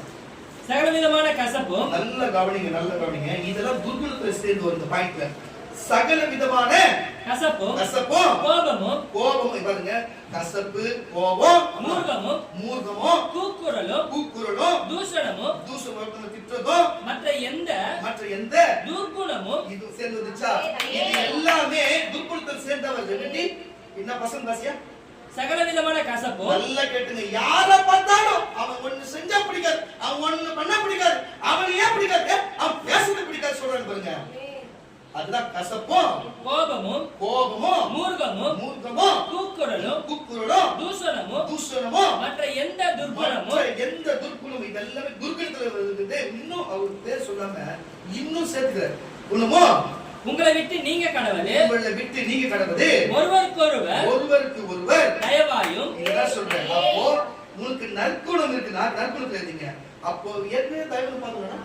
அப்ப ஏற்கனவே பாருங்க, இப்போ நற்குணம் தான். ஒரு மனுஷனுக்கு நற்குணம் தான் தயவும், தயவாயும் மன உருக்கமாயும் இருந்து கிறிஸ்துவுக்குள் தேவன் உங்களுக்கு மன்னித்தது போல, உங்களுக்கு அதுதான் சொல்றேன், உங்களுக்கு தேவன் மன்னித்தது போல நீங்களும் ஒருவருக்கொருவர் மன்னியுங்கள். சகோதர சகோதரிக்குள்ள உறவுகளுக்கு யாரு சபைக்குள்ள எது பிரச்சனையா இருந்தாலும் அவங்க தப்பு பண்ணாலும் சரி, அவங்க மன்னிக்கிறாங்க, நீங்க மன்னிங்க அவங்கள. அதுதான் நற்குணம். முடிஞ்சுச்சா? அதுதான் நற்குணம். புரியுதா இல்லையா?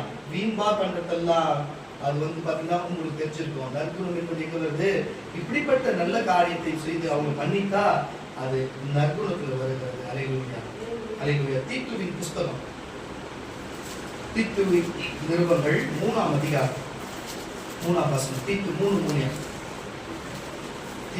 ஏனெனில் முற்காலத்திலே நாமும் புத்தியினரும் கீழ்ப்படியாதவர்களும் வழி தப்பி நடக்கிறவர்களும் பலவித இச்சைகளுக்கு பலவித இன்பங்களுக்கும் அடிமைப்பட்டவர்களும் துர்குணத்தோடும்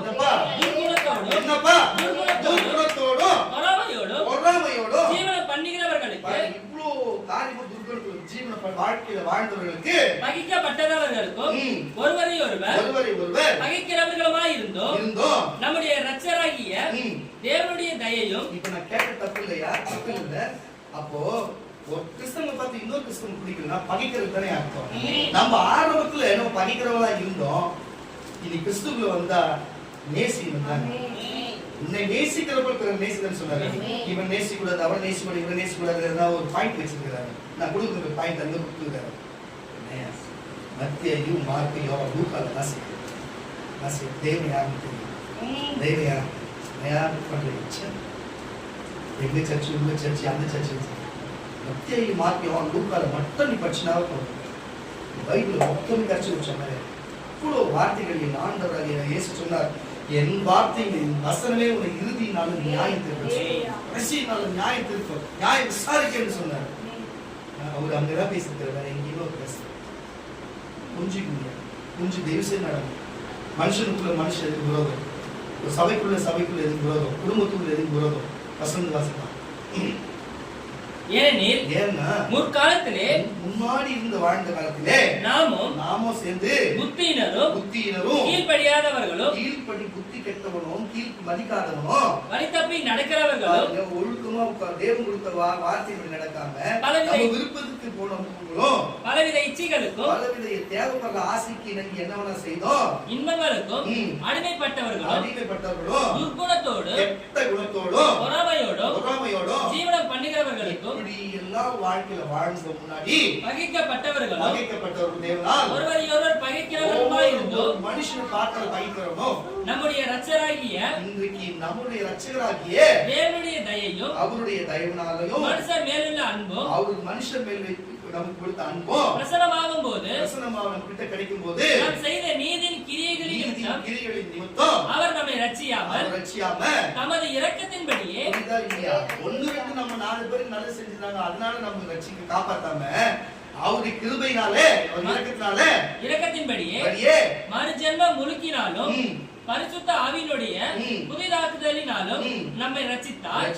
போதுமா இதுதான் விஷயம். கர்த்தருடைய பிள்ளைகளே, வேற ஒண்ணும் கிடையாது. ஆனா ஞானசனம் எடுத்தாலும் சரி, ஞானசனம் எடுத்தா அந்த கல்வி சுத்திகரிப்பு முடிச்சுன்னு சொன்னாங்க. ஞானசனம் எடுத்தவனே இப்படி செய்யறாங்களே ஏன்? ஏன்னா தாவீதுக்கு இருந்தது அப்படி ஒரு வேண்டுங்க எண்ணம், அது அப்படி மாறிடுச்சு. கர்த்தர் மாத்தினார், நன்மை செய்தார், உன்னையை மாற்றுவார், என்னையை மாற்றுவார். இனி நமக்கு அப்படி இல்லாம முழுக்க கர்த்தர் தாவீதை உயர்த்தினது போல நம்ம வைப்பார். அல்லேலூயா. எல்லாரையும் நேசிப்போம், எல்லாருமே அன்பு செலுத்துவோம், யாரு பார்த்தாலும் குருன்னு இல்லாம. அல்லேலூயா. நான் சொல்லுகிறேன், இப்படிப்பட்ட வார்த்தைகள் சொன்னவர்கள் உண்டு. நம்ம சபையை பார்த்து சின்ன சபை அதெல்லாம் ஒரு சபையா, நாங்க பொருளா பெரிய சபைலாம் சொன்னதான் உண்டு. அல்லேலூயா. கர்த்தர் எல்லாரையும் பார்த்துதான் இருக்கிறார். கர்த்தர் எங்க இருக்கிறார் விஷயம், கர்த்தர் யாரோடு இருக்கிறார் தான் விஷயம். முதல் பைபிளை படிச்சுட்டு என்ன பாத்தீங்கன்னா, இந்த சபை நல்ல மத்திய மார்க்கியாவும் லூக்கால படிச்சுட்டு இந்த சபையை பாத்தீங்கன்னா அப்படி கண்ணில் ஒத்துக்கணும். நீங்க பைபிளே படிக்காதன்னா என்னை பார்க்காம இந்த சபையை பார்க்கவும் கஷ்டமா இருக்கும். எப்படி தெரியுமா, முடியல தலையில பச்சை மிளகு பேச்ச அந்த மாதிரி இருக்கு. அல்லேலூயா. எதுக்கு சொல்றேன்னா, அதுவே பாத்தீங்கன்னு வச்சுக்கோங்களேன், பைபிளை படிச்சுட்டு எண்ணெயின் வசத்தை பார்த்தீங்கன்னு வச்சுக்கோங்க, அல்வா அப்படியே வாயில போட்டு தொண்டைக்குள்ள உட்கார்ந்தே தெரியாது. அந்த மாதிரி விஷயம் இருக்கிறாரு. அப்படின்றதுனால யார் மேல தப்பு, எங்க மேல தப்பு இல்லை. ஏன்னா நாங்க தினந்தோறும் 10 வருஷம் 15 வருஷம் 20 வருஷம் கொடுப்போம். மற்ற சபைக்கு பாத்தீங்கன்னு வச்சுங்க, அதிகபட்சம் 3 கூட அதுக்கு ஆரம்பம் ஒண்ணு, நடுவு ஒண்ணு, முடிவு ஒண்ணு. அவங்கதான் பேசினா இருப்பாங்க. இன்னைக்கு நம்ம இப்ப குறைஞ்சபட்சம் பாத்தீங்கன்னா வசனம் வாசிச்ச வரையும் பாத்தீங்க, எங்களோட கணிப்படி ஒரு 20 வருஷம் பேசுறோம். அல்லேலூயா. நீங்க நான் எழுதி வச்சுக்கிட்டு எழுதி சொல்லுங்க, 7 எழுதிருக்கீங்களா? 7 எழுதிருக்கீங்க. எதுக்கு இதை சொல்றேன்னா, அது சேர்த்தெல்லாம் வாசிச்சா பாருங்க, அதை எழுதிக்க மாட்டீங்க. நான் சொன்னதை மட்டும் தான் எழுதிருக்கீங்க. கரெக்டா? அதான் நீங்க அதான் கணக்கு. ஆனா வாசிச்சு சேர்த்து கணக்கு படிச்சு வந்து 20 வேண்டாம். எதுக்கு இதை சொல்லுகிறேன்னு சொன்னா, தயவு செய்து புரிஞ்சு கொள்ள வேண்டும் கர்த்தருடைய பிள்ளைகளே. நீங்க நற்குணமா இருக்கணும். நீங்க நற்குணமா இருந்தாதான் தேவன் உங்களோடு இருக்க முடியும், ஆசிரியர் முடியும், வேண்டுதல் கேட்க முடியும். சரி, இப்ப சபைக்கு 7 மணிக்கு கூட்டம்னா குறைஞ்சது ஒரு 7:10 வந்துடலாம், 7:05 வரலாம், 7:10 வரலாம். சரி, போய் தொலைது ஒரு 7:15 கூட வரலாம். பஸ் லேட்டா இருக்கலாம், வாரம் லேட்டா இருக்கலாம், வீட்டுக்கு கிளம்புறது லேட், ஏதோ ஒண்ணு. சரி, அரை மணி நேரம் லேட் ஆயிடுச்சுங்க. உண்மையாவே எதனா ஒரு காரணம் இருக்கலாம். அவங்களெல்லாம் ஏசப்பா எப்பயுமே பேசவே மாட்டேன் தப்பா. ஒரு காரணத்தோட ஏதோ ஒரு காரணத்தோட அவங்க லேட்டா வந்துட்டாங்க, அவங்களை பத்தி அன்னைக்கு அதை பத்தி பேச மாட்டேன். ஏன்னா தெய்வத்துக்கு தெரியும். ஆனா வீட்டுல பக்கத்துல இருந்தோம், வேலை இல்லாம இருந்தோம், எந்த சூழ்நிலை இருந்தோம், நம்ம தாமதமா போறோம்னா அது என்ன பண்ணணும்? நீங்க தான் சொல்லுங்க, நான் சொல்ல, நீங்களே சொல்லுங்க. 10:30 மணி கூட்டத்துக்கு 11:30 மணிக்கு வந்தா என்ன பண்ணுவாங்க? யாரு விசுவாசமா கரகத்துக்கு வேலையில சொல்லுங்க. அல்லேலூயா. அங்கிள் தான் சொல்லியிருப்பாரு நினைக்கிறேன், கேரளா அங்கிள் அவர் சீக்கிரமா வந்துருக்காரு. கரெக்டுதானே? ஏன்னா இங்க இருந்து பக்கத்துல கூட லேட்டா வந்தாங்க. கரகத்துக்கு வேலையில சொல்லுங்க. ஏன்னா அவங்க அவ்வளவு தூரத்துல இருந்து வரணுன்றது அவசியம் இல்லை. ஆனா அவ்வளவு தூரத்துல வந்துக்கிறாங்க பாருங்க. கர்த்தர் உண்மையாவே அல்லேலூயா. அதுதான் விஷயம். ஆனா பக்கத்துல இருக்கிற நம்ம வரமாட்டோமே. தயவு செய்து நம்ம கரெக்டா நேரம் வருகிற நற்குணம் தான். நேரம் தாமதித்து வருவார்கள், அதுவும் துர்குணம் தான். புரிஞ்சு கொள்வது நற்குண பிள்ளைகளே. அல்லேலூயா. முடிச்சலாம். யாக்கோபு எழுதின நிருபங்கள் முடிச்சலாம். யாக்கோபு எழுதின நிருபங்கள் 1ஆம் அதிகாரம் 21ஆம் வசனம். யாக்கோபின் நிருபங்கள் 1ஆம் அதிகாரம் 21ஆம் வசனம். ஆகையால் நீங்கள் எல்லாவித அழுக்கையும் பாருங்க, உங்ககிட்ட இருக்கிற எல்லாவித அழுக்கையும் கொடிய துர்குணத்தையும் பாருங்க, கொடிய துர்குணத்தையும் ஒழித்துவிட்டு என்னப்பா அதை ஒழித்துவிட்டு உங்களுடைய உள்ளத்திலே நாட்டப்பட்டதாயும் பாருங்க, நாட்டப்பட்டதாயும் உங்கள் ஆத்துமாக்களை ரட்சிக்க உங்கள் ஆத்துமா காப்பாற்றுவதற்கு வல்லமை சக்தி உள்ளதாயும் இருக்கிற வசனத்தை இந்த வசனத்தை சக்தி உள்ள வல்லமை உள்ள இந்த ஆண்டவராகிய இயேசு கிறிஸ்து பேசின அந்த ஈசாவை போன்ற தலை போல இருக்கிற அந்த வசனத்தை சாந்தமாக ஏற்றுக்கொள்ளுங்கள். நீங்கள் இவ்வளவு நேரமா டைம் முடிச்சிடணும்னு நீங்க முடிச்சிட்டு இன்னொரு 5 வருஷம் எடுப்பாருன்னு நீங்க நினைக்காம இன்னும் சொல்லிட்டோம். நான் செய்ய மாட்டீங்க, எனக்கு தெரியும், நானும் சொல்றேன், அது நல்லவர். ஆனாலும் சாந்தமா யாரு கேட்டீங்களோ அவங்க உங்களுக்கே தெரியும். இன்னும் சொல்லுவாருன்னு கேட்டுதா நீ நற்குணம் உள்ளவன் முடிச்சிட்டு இன்னொரு வருஷம் இன்னொரு வருஷம் எடுத்தாரு. அது என்ன பண்ணுவோம்? வசந்தம் கேட்டு நடக்கும். வாசி பசந்து. ஆகையால் நீங்கள் எல்லாவித அழுக்கையும் 23 வரையும் வாசிப்பார். 23 ஆகையால் நீங்கள் எல்லாவித அழுக்கையும் கொடிய துர்குணத்தையும் ஒழித்துவிட்டு உங்கள் உள்ளத்திலே நாடப்பட்டதாயும் உங்கள் ஆத்துமாக்களை ரட்சிக்க காப்பாற்ற வல்லமை உள்ளத சக்தி உள்ளதுமாய் இருக்கிற வசனத்தை இந்த வேத வசனத்தை சாந்தமாய் ஏற்றுக்கொள்ளுங்கள். பொறுமையோடு அமைதியை ஏற்றுக்கொள்ளுங்கள். அல்லாமலும் நீங்கள் உங்களை வஞ்சிக்காதபடிக்கு உங்களை ஏமாற்றிக் கொள்ளாதபடிக்கு திரு வசனத்தை கேட்கிறவர்களாய் மாத்திரமல்ல. இங்க பாருங்க, நீங்க சும்மா உட்கார்ந்து நான் சொல்றேன், நீ கேட்கிறவங்க மட்டும் இல்ல, செய்யணும். எங்களை மாதிரி இயேசு மாதிரி செய்யணும், பவுல மாதிரி செய்யணும். அதன்படி செய்கிறவர்களாய் இருக்கணும். எண்ணத்தினாலே எதுக்காகனா ஒருவன் திரு வசனத்தை கேட்டு அதன்படி செய்யாதவனா கண்ணாடியிலே நல்லா கேட்டு கண்ணாடியிலே தன் சுபாவ முகத்தை என்னுடைய சுபாவ முகம் என்ன சுபாவ முகம் வாசுமே முன்னாடி இந்த துர்குணம் அந்த துர்குணத்தோட சுபாவ முகத்திலே பார்க்கிற மனுஷனுக்கு ஒப்பாயிருப்பான். அப்படியே பார்க்கிறதுக்கு ஒப்பாயிருப்பான். ஒண்ணு இல்லைங்க, உங்களுக்கு அந்த அனுபவம் வந்து மாதிரி தெரியல. இப்ப சில நேரத்தில் பூச்சி ஒத்திரும். சில பூச்சி ஒத்திருந்தா, கம்பளி பூச்சி ஒத்திருந்தா, எதனா ஒரு பூச்சி போட்டு ஒத்திருந்து வச்சுக்கல. சில பேருக்கு முகத்துல பாத்தீங்கன்னா அப்படியே ஒரு மாதிரி தினதினா அந்த நேரத்தில் நம்ம முகத்தை நம்ம பார்த்து வச்சு இப்ப சொல்லும் பொழுது உங்களுக்கு அந்த ஊழல் மாதிரி இருக்குது. ஏசு எல்லாருக்கும் எதுக்கு சொல்றேன், எஃபெக்ட் காட்டுது. எதுக்கு சொல்றேன்னா, அந்த கண்ணாடியில பார்க்கும்போது மூஞ்செல்லாம் அப்படி பாத்தீங்கன்னா அந்த தழும்பு மாதிரி ஒரு கொஞ்ச நேரத்துக்கு அப்படி இருக்கு. அந்த விஷயம் பாத்துக்கிறீங்களா நீங்க? அப்ப பார்க்கும்போது எப்படி இருக்கு, நம்ம உடம்பு ஜிப்புன்னு ஒரு மாதிரி இருக்காது இருக்கணும். எதுக்கு நான் சொல்றதுன்னா, நம்ம ஒன்மார்க்கு இருக்கும்போது நிறைய பூச்சி கொடுத்தோம். அந்த காட்டு சைடு அதை சுத்துறதுனால எங்களுக்கு அந்த அனுபவம். அதனால நான் சொல்லுகிறேன், உங்களுக்கு அந்த அனுபவம் இருந்தா கம்பளி பூச்சோ இல்ல வேற என்ன பூச்சி ஒத்துனா கூட நம்ம டக்குனுக்கு முகத்தை பார்த்தா மூஞ்சி கலர் மாதிரி இருக்கும், ஒரு மாதிரி அங்கிருந்து ஒரு உருவிக்கிற மாதிரி இருக்கும். பார்க்கவே நமக்கு ஒரு வாங்கி ஒரு மாதிரி இருக்கும். பாத்துறீங்களா? அது போல ஒரு சுபாவ முகத்தை நீ பாத்தீங்கன்னா உன் முகம் அந்த மாதிரி இருக்கும்ன்றாரு. உனக்கே பிடிக்காதுன்றாரு. வாசி விட்டது அவன் தன்னைத்தானே பார்த்து விட்டு போன உடனே தன்னுடைய சாயல் இன்னது என்பதை மறந்து விடுவான். சுயாதீன பிரமாணமாகிய எத்தனை வசனம்? 28. போதும். இப்படிப்பட்ட காரியம் இருக்குது கர்த்தருடைய பிள்ளைகளை. தயவு செய்து புரிந்து நம்ம வாழும் பொழுது நம்ம சுபாவத்தை கர்த்தர் மாத்தி பாருங்க, துர்குணமா நற்குணமா என்று அதை அறிந்து நமக்குள்ள அந்த பழக்க வழக்கத்தை மாற்றி நம்ம நடக்கும் பொழுது நம்ம கிறிஸ்துவை ஏற்றுக்கொள்ளாத இருந்தோம். நம்ம சுபாவ அன்பு வேற, நம்ம குணம் வேற தான். நம்ம எதுவும் அதை நம்ம ஆராய்ச்சி பண்ண தேவை. இன்னைக்கு இந்த நாள் சபைக்குள்ள உட்கார்ந்து இருக்கிற இன்னைக்கு உன் சுபாவம் எப்படி இருக்கு? உன்னோட குணம் எப்படி இருக்கு? நற்குணமா இல்ல துர்குணமா? நீ துர்குணத்தோட வந்தனால எனக்கு பரவாயில்ல, பிரச்சனை இல்லை. ஆனா நான் விசுவாசிக்கிறேன், எங்க அக்கா எங்க தங்கச்சி எல்லாருமே, என் தம்பிங்க எங்க அண்ணன் எல்லாருமே இங்க இருந்து போகும்போது நற்குணத்தை போகும்பொழுது அதுக்கு மேட்டி மேல எண்ணம் வராது உங்களை எச்சரிக்கிறார். ஏன்னா கொடுக்க போறது அவ்வளவு பெரிய காரியம். அது நீங்க நற்குணத்தோடு மேட்டிமை எண்ணம் இல்லாம தாழ்மையா மற்றவங்க உதவி செய்யணும். ஏன்னா அந்த மேட்டிமை எண்ணம் வந்தா நீ மற்றவங்க ஆணவமா பண்ணா அது உங்ககிட்ட இல்லாத போயிடும். அதை எச்சரிக்கை கொடுக்க புரிஞ்சு கொள்ளுங்க கர்த்தருடைய பிள்ளைகளே. இன்னும் 2 தெசலோனிக்கேயர் 3ஆம் அதிகாரம் 2ஆம் வசனம். 2 தெசலோனிக்கேயர் 3ஆம் அதிகாரம் 2ஆம் வசனம்.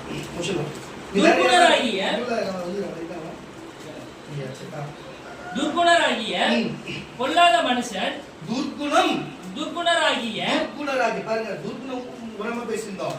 துர்க்குணம் உடம்புல ஊற ரவுடித்தனம் பண்ணா ரவுடின்றாங்க, ஒரு திருடுத்தனம் பண்ணா திருடன்றாங்க, ஒரு போதகர் வேலை செஞ்சா அவரை போதகர்ன்றாங்க, பெயிண்ட் வேலை செஞ்சா பெயிண்ட்ன்றாங்க. இந்த துர்க்குணம் ஊற அவர் என்ன சொல்லி கூப்பிடுறாங்க? வாசிப்பா சொல்லு. துர்க்குணராகிய பாருங்க, அவர் துர்க்குணராகி கெட்டவன் அப்படின்னு சொல்றாங்க. துர்க்குணராகிய பொல்லாத மனுஷன் கையிலிருந்து நாங்கள் விடுவிக்கும்படி, பாருங்க, நம்மளை தேவன் விடுவிக்கும்படி எங்களுக்காக வேண்டிக் கொள்ளுங்க. விசுவாசம் எல்லாருக்கும் இல்லை. கர்த்தரோ உண்மை உள்ளவர். அவர் உங்களை ஸ்திரப்படுத்தி தீமை நின்று விலக்கி காத்துக் கொள்ளுவார். மேலும் நாங்கள் கட்டளை இடுகிறவர்களை நீங்கள் செய்து வருகிறீர்கள் என்றும் இனிமேலும் செய்வீர்கள் என்றும் உங்களை குறித்து கர்த்தருக்குள் நம்பிக்கையா இருக்கிறோம். பாருங்க, இவ்வளவு நேரமா உங்களுக்கு சொல்லியாச்சு, நீங்க கரெக்டா இருப்பீங்கன்னு வார்த்தை புரியுதா உங்களுக்கு? வார்த்தை வாசியா. துர்க்குணராகிய பொல்லாத மனுஷர் கையிலிருந்து நாங்கள் விடுவிக்கும்படி எங்களுக்காக வேண்டிக் கொள்ளுங்க. விசுவாசம் எல்லாரிடத்தும் இல்லை. அவ்வளவு விசுவாசம் இல்ல. கர்த்தரோ உண்மை உள்ளவர். அவர் உங்களை ஸ்திரப்படுத்தி தீமை நின்று விலக்கி காத்துக் கொள்ளுவார். மேலும் நாங்கள் கட்டளை இடுகிறவைகளை நீங்கள் செய்து வருகிறீர்கள் என்று சொல்றதுல நீங்க கேட்டு வருகிறீர்கள் என்று இனிமேலும் செய்வீர்கள் என்று நீங்க செய்வீர்கள் என்று உங்களை குறித்து கர்த்தருக்குள் நம்பிக்கையாய் இருக்கிறோம். கர்த்தர் உங்கள் இருதயங்களை தேவனை பற்றும் அன்புக்கு கிறிஸ்துவின் பொறுமைக்கும் நேராய் நடத்துவாராக. மேலும் சகோதரரே, எங்களிடத்தில் பெற்றுக்கொண்ட முறைமையின்படி நடவாமல் ஒழுங்கன்று நடக்கிற எந்த சகோதரரையும் நீங்கள் விட்டு விலக வேண்டும் என்று. இப்போ இவ்வளவு சொல்லியும் நம்ம பிள்ளை நம்ம பேசிட்டாங்க, நம்ம சொல்லிட்டாங்களேன்னு சொல்லிட்டு ஏதாவது முரட்டாட்டம் பண்ணாங்கன்னா அவங்கள பார்த்து என்ன பண்ணா, அப்படி நீங்கள் விட்டு விலக வேண்டும் என்று விட்டு விலகிறது வேண்டும் என்று நம்முடைய கர்த்தராகிய இயேசு கிறிஸ்துவின் நாமத்தினாலே உங்களுக்கு கட்டளை இடுகிறோம். புரியுதா இல்லையா? ரொம்ப வசந்த இருந்தாலும் பேசணும். இந்த வசதிக்கு ஏற்று நிக்கிறவங்க சேரலாமா? அவ்வளவுதான் விஷயம். யாரு எவங்கன்னா ஏன்னு புரிஞ்சுக்கணும். அல்லேலூயா. இன்னும் ஒரே வசனம், அவ்வளவுதான். அதனால வசனம் 1 பேதுரு புஸ்தகம் 2ஆம் அதிகாரம் 2ஆம் வசனம். சகல துர்க்குணத்தையும் காரணங்களை தட்டி வளையலே சகல துர்க்குணத்தையும் சகலவித கபடத்தையும் வஞ்சகங்களையும் ஏமாற்ற வஞ்சகங்களையும் பொறாமைகளையும் சகலவித புறம் கூறுதலையும் இதெல்லாம் பாயிண்ட்ல எழுதி கொடுக்குது. சகல விதமான புறம் கூறுதலையும் ஒழித்துவிட்டு நீங்கள் வளரும்படி, நீங்கள் வாழ்க்கையிலும் சரி, குடும்பத்திலும் சரி, வேலையிலும் சரி, ஊழியத்திலும் சரி, நீங்கள் கேட்டுக்கொண்டிருக்கிற நீங்கள் வளரும்படி புதிதாய் பிறந்த குழந்தைகளை போல. புதிதாய் பிறந்த, இன்னைக்கு அதான் சொல்றேன், நேத்து வரை யாரோ உள்ள வரவரையும் வேற, ஆனா இன்றைக்கு இந்த வேலையில புதிதாய் பிறந்த குழந்தையை போல இந்த திருவசனமாகிய கலங்கமே இல்லாம ஞான பாலின் மேல் யாரு வாஞ்சியா இருக்கிறாங்களோ, மனுஷனால் தள்ளப்பட்டதாயினும் தேவனால் தெரிந்து கொள்ளப்பட்டது. போதுப்பா, 16 வாசிக்க. சுயாதீனம் உள்ளவர்களாய் இருந்து உங்கள் சுயாதீனத்தை துர்க்குணத்திற்கு மூடலாக, பாருங்க என்னப்பா, துர்க்குணத்திற்கு கெட்ட எண்ணத்திற்கு மூடலாக கொண்டிராமல் தேவனுக்கு அடிமையாயிருங்க. அடிமையாயிருங்க. எல்லாரையும் கனம் பண்ணுங்க. எல்லாரையும் பார்க்கிற எல்லா வயசுல மூத்தவங்க சின்னவங்க பார்க்கிற எல்லாரையும் கனம் பண்ணுங்க. சகோதரரிடத்திலே அன்பு கூறுங்க. தேவனுக்கு பயந்திருங்க. ராஜாவை கனம் பண்ணுங்க. ஃபர்ஸ்ட் ஆரம்பிச்சு ராஜாவும் மனுஷன் தானே வந்தது. ராஜாவை கனம் பண்ணுங்க, ராயன் கொடுங்க, மனுஷனை கனம் பண்ணுங்க. தேவனுக்கு ராஜாவின் மனுஷன் தேவனுக்கு பயந்துருங்க. ராஜாவை கனம் பண்ணுங்க. நல்லா புரிஞ்சுங்க. ராஜாவுக்கு மரியாதை கொடுங்க, ஆனா தேவனுக்கு பயந்துருங்க. இந்த உலகத்துல இருக்கிற அரசியல்வாதி யாரா இருந்தாலும் கனம் பண்ணுங்க. யாரை கனம் பண்ணுங்க, மனுஷனுக்கு கனம் பண்ணுங்க, கனம் பண்ண முந்தி கொள்ளுங்க. ஆனா ராஜாவுக்கு வாசிக்க தேவனுக்கு பயந்துருங்க, அவருக்கு பயந்துருங்க. ராஜாவை கனம் பண்ணுங்க, ராஜாவை கனம் பண்ணுங்க. வேலைக்காரரை அதிக பயத்துடனே உங்கள் எஜமானுக்கு கீழ்ப்படிந்து. எஜமானுக்கு நீ ஒரு இடத்துல வேலைக்கு போறீனா, உன் காசு நீ வாங்கி வேலை செய்யறனா, உன் ஓனருக்கு நீ கனம் பண்ணு, ஒழுங்கா நீ வேலை செய்யி. உன் துர்குணத்தை காட்டாத, நற்குணத்தை காட்டு. நல்லவர்களுக்கும் சாந்த குணம் உள்ளவர்களுக்கும் மாத்திரமல்ல முரட்டு குணம் உள்ளவர்களுக்கும். இந்த விஷயம் உங்ககிட்ட சண்டை போடுறவன், உங்ககிட்ட விரோதமா வரவன், உங்ககிட்ட பின்னால பேசுறவன், நம்ம கிட்ட கூட வந்து நம்மளே பிடி பறிக்கிறவன், எல்லாருக்கும் யாரா இருந்தாலும் அவங்களுக்கும் நீ வந்து நல்லவனுக்கு கூட நல்லவனா இருக்க கூடாது. முரட்டாட்டம் உள்ளவர்களுக்கும் கீழ்ப்படிந்திருங்க. அவங்களுக்கும் நீங்க வயசுல மூத்தவனா தான் கீழ்ப்படிந்திருங்க. ஏனெனில் தேவன் மேல் பற்றுதலாய் இருக்கிற, தேவன் மேலே பற்றுதலாய் நேசித்த அன்பா இருக்கிற மனசாட்சி நிமித்தம் ஒருவன் அநியாயமாய் பாடுபட்டு உபத்திரவங்களை, நீ 25 வரை அப்படி வாசிச்சா கரெக்ட்டா வந்து பாடுபட்டு உபத்திரவங்களை பொறுமையாய் சகித்தால், பொறுமையாக பாருங்க, நஷ்டப்போற எல்லாம் பட்டு அது பொறுமையா சகிச்சின் பல்ல கட்சி இருந்தா அதுவே பிரதியாய் இருக்கும். அதுவே உனக்கு பதிலா இருக்கும். நீங்கள் குற்றம் செய்து அடிக்கப்படும் போது பொறுமையோடு சகித்தால், பொறுமையோடு தாங்கி இருந்தா அதனால என்ன கீர்த்தி, அதனால என்ன பேரு புகழ் இருக்கு. நீங்க நன்மை செய்து பாடுபடும் போது, கேளுங்க, நன்மை செய்து கஷ்டப்பட்டு பாடுபடும் போது பொறுமையோடு சகித்தால், நீங்கள் பொறுமையோடு சகித்தா அதுவே தேவனுக்கு முன்பாக பிரதியாய் இருக்கும், பதிலா இருக்கும். இதற்காகவே நீங்கள் அழைக்கப்பட்டும் இருக்கிறீர்கள். இல்லையா? நீங்க யாரு உங்களை நல்லவன் கெட்டவன் எது பண்ணாலும் சரி அமைதியே அதுக்கு தாங்க நம்ம அழைக்கப்பட்டிருக்கோம். அப்ப இந்த துர்குணம் தான் இந்த செயல்பட முடியாது. நற்குணம் உள்ளவர்கள் தான் இதை செய்ய முடியும். அப்ப நற்குணம் இருந்தா தான் இதை நம்ம தாங்க முடியும். துர்குணம் வந்தா நம்ம இதை செஞ்சிருப்போம் மற்றவங்களுக்கு. இதெல்லாம் செய்யறவன் துர்குணம் உள்ளவன். நற்குணம் உள்ளவன் அவன் எல்லாரையும் மன்னிக்கிற மித்தத்தின் வாசி. இதற்காகவே நீங்கள் அழைக்கப்பட்டீர்கள். ஏனெனில் கிறிஸ்துவும் உங்களுக்காக பாடுபட்டு நீங்கள் நம்முடைய அடிச்சுவடுகளை தொடர்ந்து வரும்படி உங்களுக்கு மாதிரியை பின்வைத்து போனார். அவர் பாவம் செய்யவில்லை.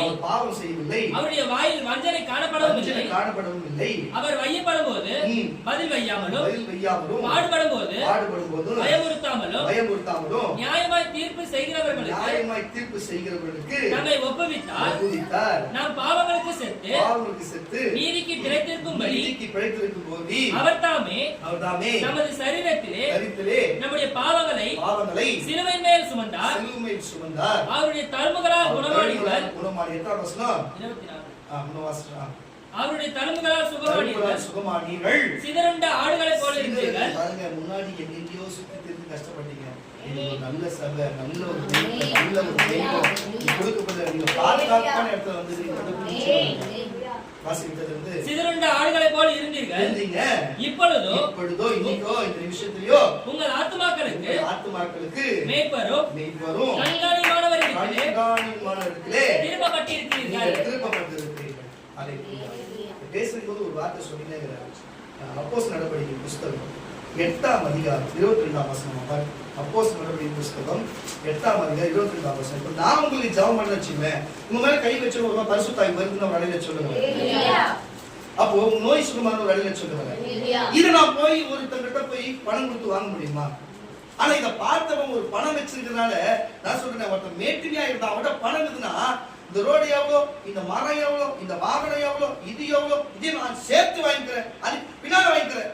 இதெல்லாம் வந்து இப்படி இருக்கிறவன் வந்து ஒரு நாள் பார்த்து என்ன பண்ணான்னா பேருக்கு போயிட்டு எல்லாரும் ஜாம் பண்ணி தரான். கை வச்சோன்னு எல்லாருமே பரிசுத்தான்.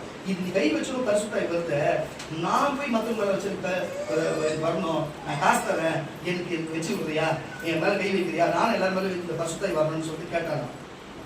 காசு உன்னோட நாசமா போகுதுன்னு சொல்லி அவன் தொட்டி விட்டான். மலையிலா உலகத்துல தேவனுடைய அன்பு பணம் கொடுத்து வாங்க முடியாது. தேவனுடைய கிருபை பணம் கொடுத்து வாங்க முடியாது. பாவ மன்னிப்பு பணம் கொடுத்து வாங்க முடியாது.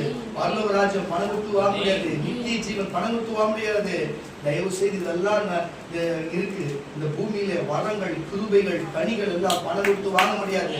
இதெல்லாம் பணம் கொடுத்து ராயனுக்குன்னா இந்த பூமியில பிசாசு கொடுத்துருங்க.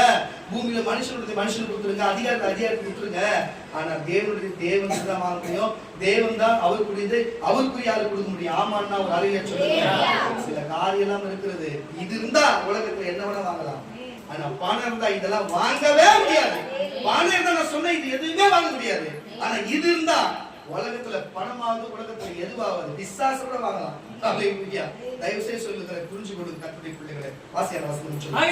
ஆகையால் நீ உன் துர்குணத்தை விட்டு, எல்லாம் கேட்டுங்க, வசனம் அப்படியே வந்து துர்குணத்தை விட்டு மனம் திரும்பி தேவனை நோக்கி வேண்டிக்கொள். அதான் சொல்றாரு. அவன் கேட்டிருக்கிறான் போது, இந்த காசை கேட்ட உடனே மனம் திரும்பி ஒழுங்கா தேவன்கிட்ட மன்னிப்பு கேட்டு, இல்லன்னா ஒருவேளை உன் இருதயத்தின் எண்ணம் உனக்கு மன்னிக்கப்படலாம். நீ கசப்பான பிச்சிலும் பாவக்கட்டிலும், பாருங்க, கருப்பான பிச்சிலும் பாவக்கட்டிலும் அகப்பட்டிருக்கிறதாக காண்கிறேன் என்றான். அதற்கு சீமோன், நீங்கள் சொன்ன காரியங்களில் ஒன்றும் எனக்கு நேரிடாதபடி எனக்கு கொஞ்சம் ஜெபம் பண்ணி காப்பாத்துங்கய்யா அப்படின்னு எனக்காக கர்த்தரை வேண்டிக் கொள்ளுங்கள் என்றார். இவ்விதமாய் அவர்கள் கர்த்தருடைய வசனத்தை சாட்சியை அறிவித்து சொன்ன பின்பு சமாரியனுடைய அநேக கிராமங்களிலே 25 என்ன பண்ணா 20 வாசியா ஜனங்களுக்கு 20 வாசி புரியுமா? சீக்கிரம் முடிச்சு அடக்குங்க. பேதுரு அவனை நோக்கி தேவனுடைய வரத்தை மனத்தினாலே, அதுக்கு முன்னாடி வாசிப்பாங்க. அப்போ கேட்டாங்க, அவர்கள் மேல் கை வைத்தார்கள். அவர்கள் மேல் கைகளை வைத்தார்கள். அப்பொழுது அவர்கள் பரிசுத்த ஆவியை பெற்றார்கள். அப்போஸ்தலர்கள் தங்கள் கைகளை அவர்கள் மேல் வைத்ததினால் பரிசுத்த ஆவி, இதுதான் சொல்றேன். அப்போஸ்தலர் கை வச்சா மட்டும் தான் மத்தவங்க கை வச்சுக்கப்படுறவங்க வந்து பரிசுத்த ஆவியில நம்புவாங்க. ஏன்னா பைபிள்ல வசனம் அப்படி இருக்குது. இத கூட தப்பா சொல்றாங்க. ஆழ்வாங்க டைம் இருந்துச்சு. பரிசுத்தாவி தந்தருளப்படுகிறதை சீமோன் கண்டபோது, பணக்காரனாகி சீமோன் அதை கண்டபோது அவர்களிடத்திலே, நீங்க சீமோன் குழந்தாதீங்க, சீமோன் பேதுரு செய்கிறாரு, தேவன் இலவசமா சீமோன் பேதுரு கொடுத்துக்கிறாரு. ஆனா சீமோன் என்ன பண்ற, சீமோன்ற ஒருத்தன் வந்து சீமோன் பேதுரு கிட்ட காசு கொடுத்து கேட்கறான். புரியுதா? அப்படின்னு தான் புரியும். அவன் கிட்ட சீமோன் கண்டபோது அவர்களிடத்திலே பணத்தை கொண்டு வந்து நான் எவன் மேல் கைகளை நான் யார் மேல கை வைக்கிறேனோ அவன் பரிசுத்த ஆவியை பெற்றதாக எனக்கு இந்த அதிகாரத்தை கொடுக்க வேண்டும் என்றான். கொடுக்க வேண்டும் பேதுரு அப்போஸ்தலனாகிய பேதுரு கேட்கறான். பேதுரு அவனை நோக்கி, பேதுரு அந்த நேரத்துல இப்ப புரியுதா? அந்த வெள்ளிக்கிழமை நடந்த சூழ்நிலைக்கும் புரிஞ்சுதா? இப்போ வெள்ளிக்கிழமை வந்து கேட்டதுக்கும் அவங்க பேச மாட்டேன்னு சொல்லி அமிச்சு கரெக்டாகுதா? இந்த பாயிண்ட் வருதா? இதான் பாயிண்ட். அப்ப உட்கார்ந்து உங்ககிட்ட பேசுறது உங்களுக்கு தேவன் தொட்டதுலாம் நீங்க வேற, அதுதான் பேதுரு அவனை நோக்கி தேவனுடைய வரத்தை பணத்தினாலே சம்பாதித்துக் கொள்ளலாம் என்று. அப்ப இருந்தா பணம் இருந்தா உலகத்துல அது வாங்கி இது வாங்கி நெஞ்சு நெஞ்சுன்னு போலாம். அல்லேலூயா. நெஞ்சே இல்லாத போச்சு என்ன பண்றது? மூணு வயசுல என்ன பண்றது? புரிஞ்சுக்கலாம் என்னத்த நம்ம சொல்றது? அல்லேலூயா. பேதுருடைய கொஞ்சம் அந்த இது இருக்கிறது சரி, என்ன பண்றது? எதுக்கு இதை நான் சொன்னா கத்துக்கை பிள்ளைங்களே, பணம் கொடுத்து கேட்க போனாங்களாம். பாத்துக்கோ, பணம் இருக்குதுன்னு நம்ம செஞ்ச சூழ்நிலை எங்க வருது? என்ன வார்த்தை ஊழியக்காரத்துக்கு வருது பாருங்க. சம்பாதித்துக் கொள்ளலாம் என்று நீ நினைத்தபடியால் உன்னுடைய பணம் உன்னோடு கூட நாசமாய் போக கடவுளே. உன்னுடைய இருதயம் தேவனுடைய பார்வைக்கு முன்பாக நல்லதா இராதபடினால இந்த விஷயத்தை உனக்கும் பங்கில்லை. உனக்கு இல்ல பங்கில்லை, வாதமும் இல்லை. வாதமும் இல்லை. நான் பதில் பேச முடியும். வாதமும் இல்லை. ஆகையால் இவன் துர்குணத்தை விட்டு, என்னுடைய துர்குணம் இது பாருங்க. இப்படிப்பட்ட பணம் இருக்கு சொல்லி என்ன வேணா கேட்கலாம்னு சொல்லி நினைக்கிறது பாரு. எதை வேணா யார்கிட்ட வேணா போய் கேட்கலாம்னு நினைப்பு பாருங்க. இந்த நினைப்புடைய பேர்னது துர்குணம். இப்படிப்பட்டவன் எப்படிப்பட்டு போகிறான்? உன் பணத்தோட நீயும் நாசமாய் போகிறது. ஆனா இப்படி கேட்டவங்களை, அப்படி பேசுறவங்களை வந்து தேவன் ஒரு காலம் மன்னிப்பு கேட்டாங்க, கேட்க மாட்டாங்க. ஆனா இவன் கேட்டான். ஆகையால் இவன் துர்குணத்தை விட்டு, ஏதோ சபையில துர்குணம் உள்ள துர்காணம் நினைக்கிறேன். யாரு சர்ச்சில் வந்து போன் ஆஃப்னு தெரியா? வாசி முக்கியதானா? வாசி துர்குணத்தை விட்டு மனம் திரும்பி தேவனை நோக்கி வேண்டிக்கொள். தேவனை நோக்கி ஒருவேளை நீ வேண்டிக்கோ. ஒருவேளை உன் இருதயத்தின் எண்ணம் உனக்கு மன்னிக்கப்படலாம். நீ கசப்பான பிச்சிலும் பாவக்கட்டிலும் அகப்பட்டு இருக்கிறதாக காண்கிறேன் என்றார். இருக்கிறதை நான் பார்க்கிறேன். அதற்கு சீமோன் நீங்கள் சொன்ன காரியங்களை ஒன்றும் எனக்கு நேரிடாதபடிக்கு எனக்காக கர்த்தரிடத்தில் வேண்டிக் கொள்ளுங்கள் என்றார். இவ்விதமாய் அவர்கள் கர்த்தருடைய வசனத்தை சாட்சியை அறிவித்து சொன்னபோது சமாரியனுடைய அநேக கிராமங்களில் அந்த இடத்தை விட்டு அவர் போயிட்டார். இவனுக்கு பதில் வந்தான்னு தெரியல. எனக்கு தெரிஞ்சு வந்திருக்காரு. கரண் தச்சு வெளியில சொல்லுவோமா? எதுக்கு இதை சொல்லுறேன்னு சொன்னா கர்த்தருடைய பிள்ளைகளை இப்ப புரிஞ்சுதா? பணம் இருந்தா வாங்க முடியாது, பணம் இருந்து வாங்க கொடுக்கிறது, பணம் இல்லாமல் வாங்குறதும் இருக்குது. பணம் இருந்தும் வாங்க முடியாது இருக்குது, பணம் இல்லாமலும் வாங்க முடியாது இருக்குது. புரியுதா? ஆனா நான் சொல்லுகிற கர்த்தருடைய பிள்ளைகளே, நான் சொல்லுகிற இந்த தேவன் சொன்னபடி உங்களுக்கு நற்குணம் என்று ஒன்று இருந்தா பாவ மன்னிப்பு, பரலோக ராஜ்யம், நித்திய ஜீவன் பெற்றுக் கொள்வதற்கு இந்த பூமியிலேயும் கர்த்தருடைய ஆளும்படிக்கு பரலோகத்தில் போய் வாழும்படிக்கு கர்த்தர் கொடுக்கிறவர். நீங்க எப்படி வாழணும்? நற்குணம் உள்ளவனா வாழணும், நல்ல எண்ணம் உள்ளவனா வாழணும், மேட்டின்மை இருக்கக்கூடாது, தீய குணம் துர்குணம் இருக்கக்கூடாது. இதுதாங்க விஷயம். வேற ஒண்ணும் இல்லை. கொஞ்சம் பூஞ்சி நடத்து. அலைக்குடியா விசுவாசிக்கிற உள்ள எழுந்து, விசுவாசம் உள்ள எழுந்து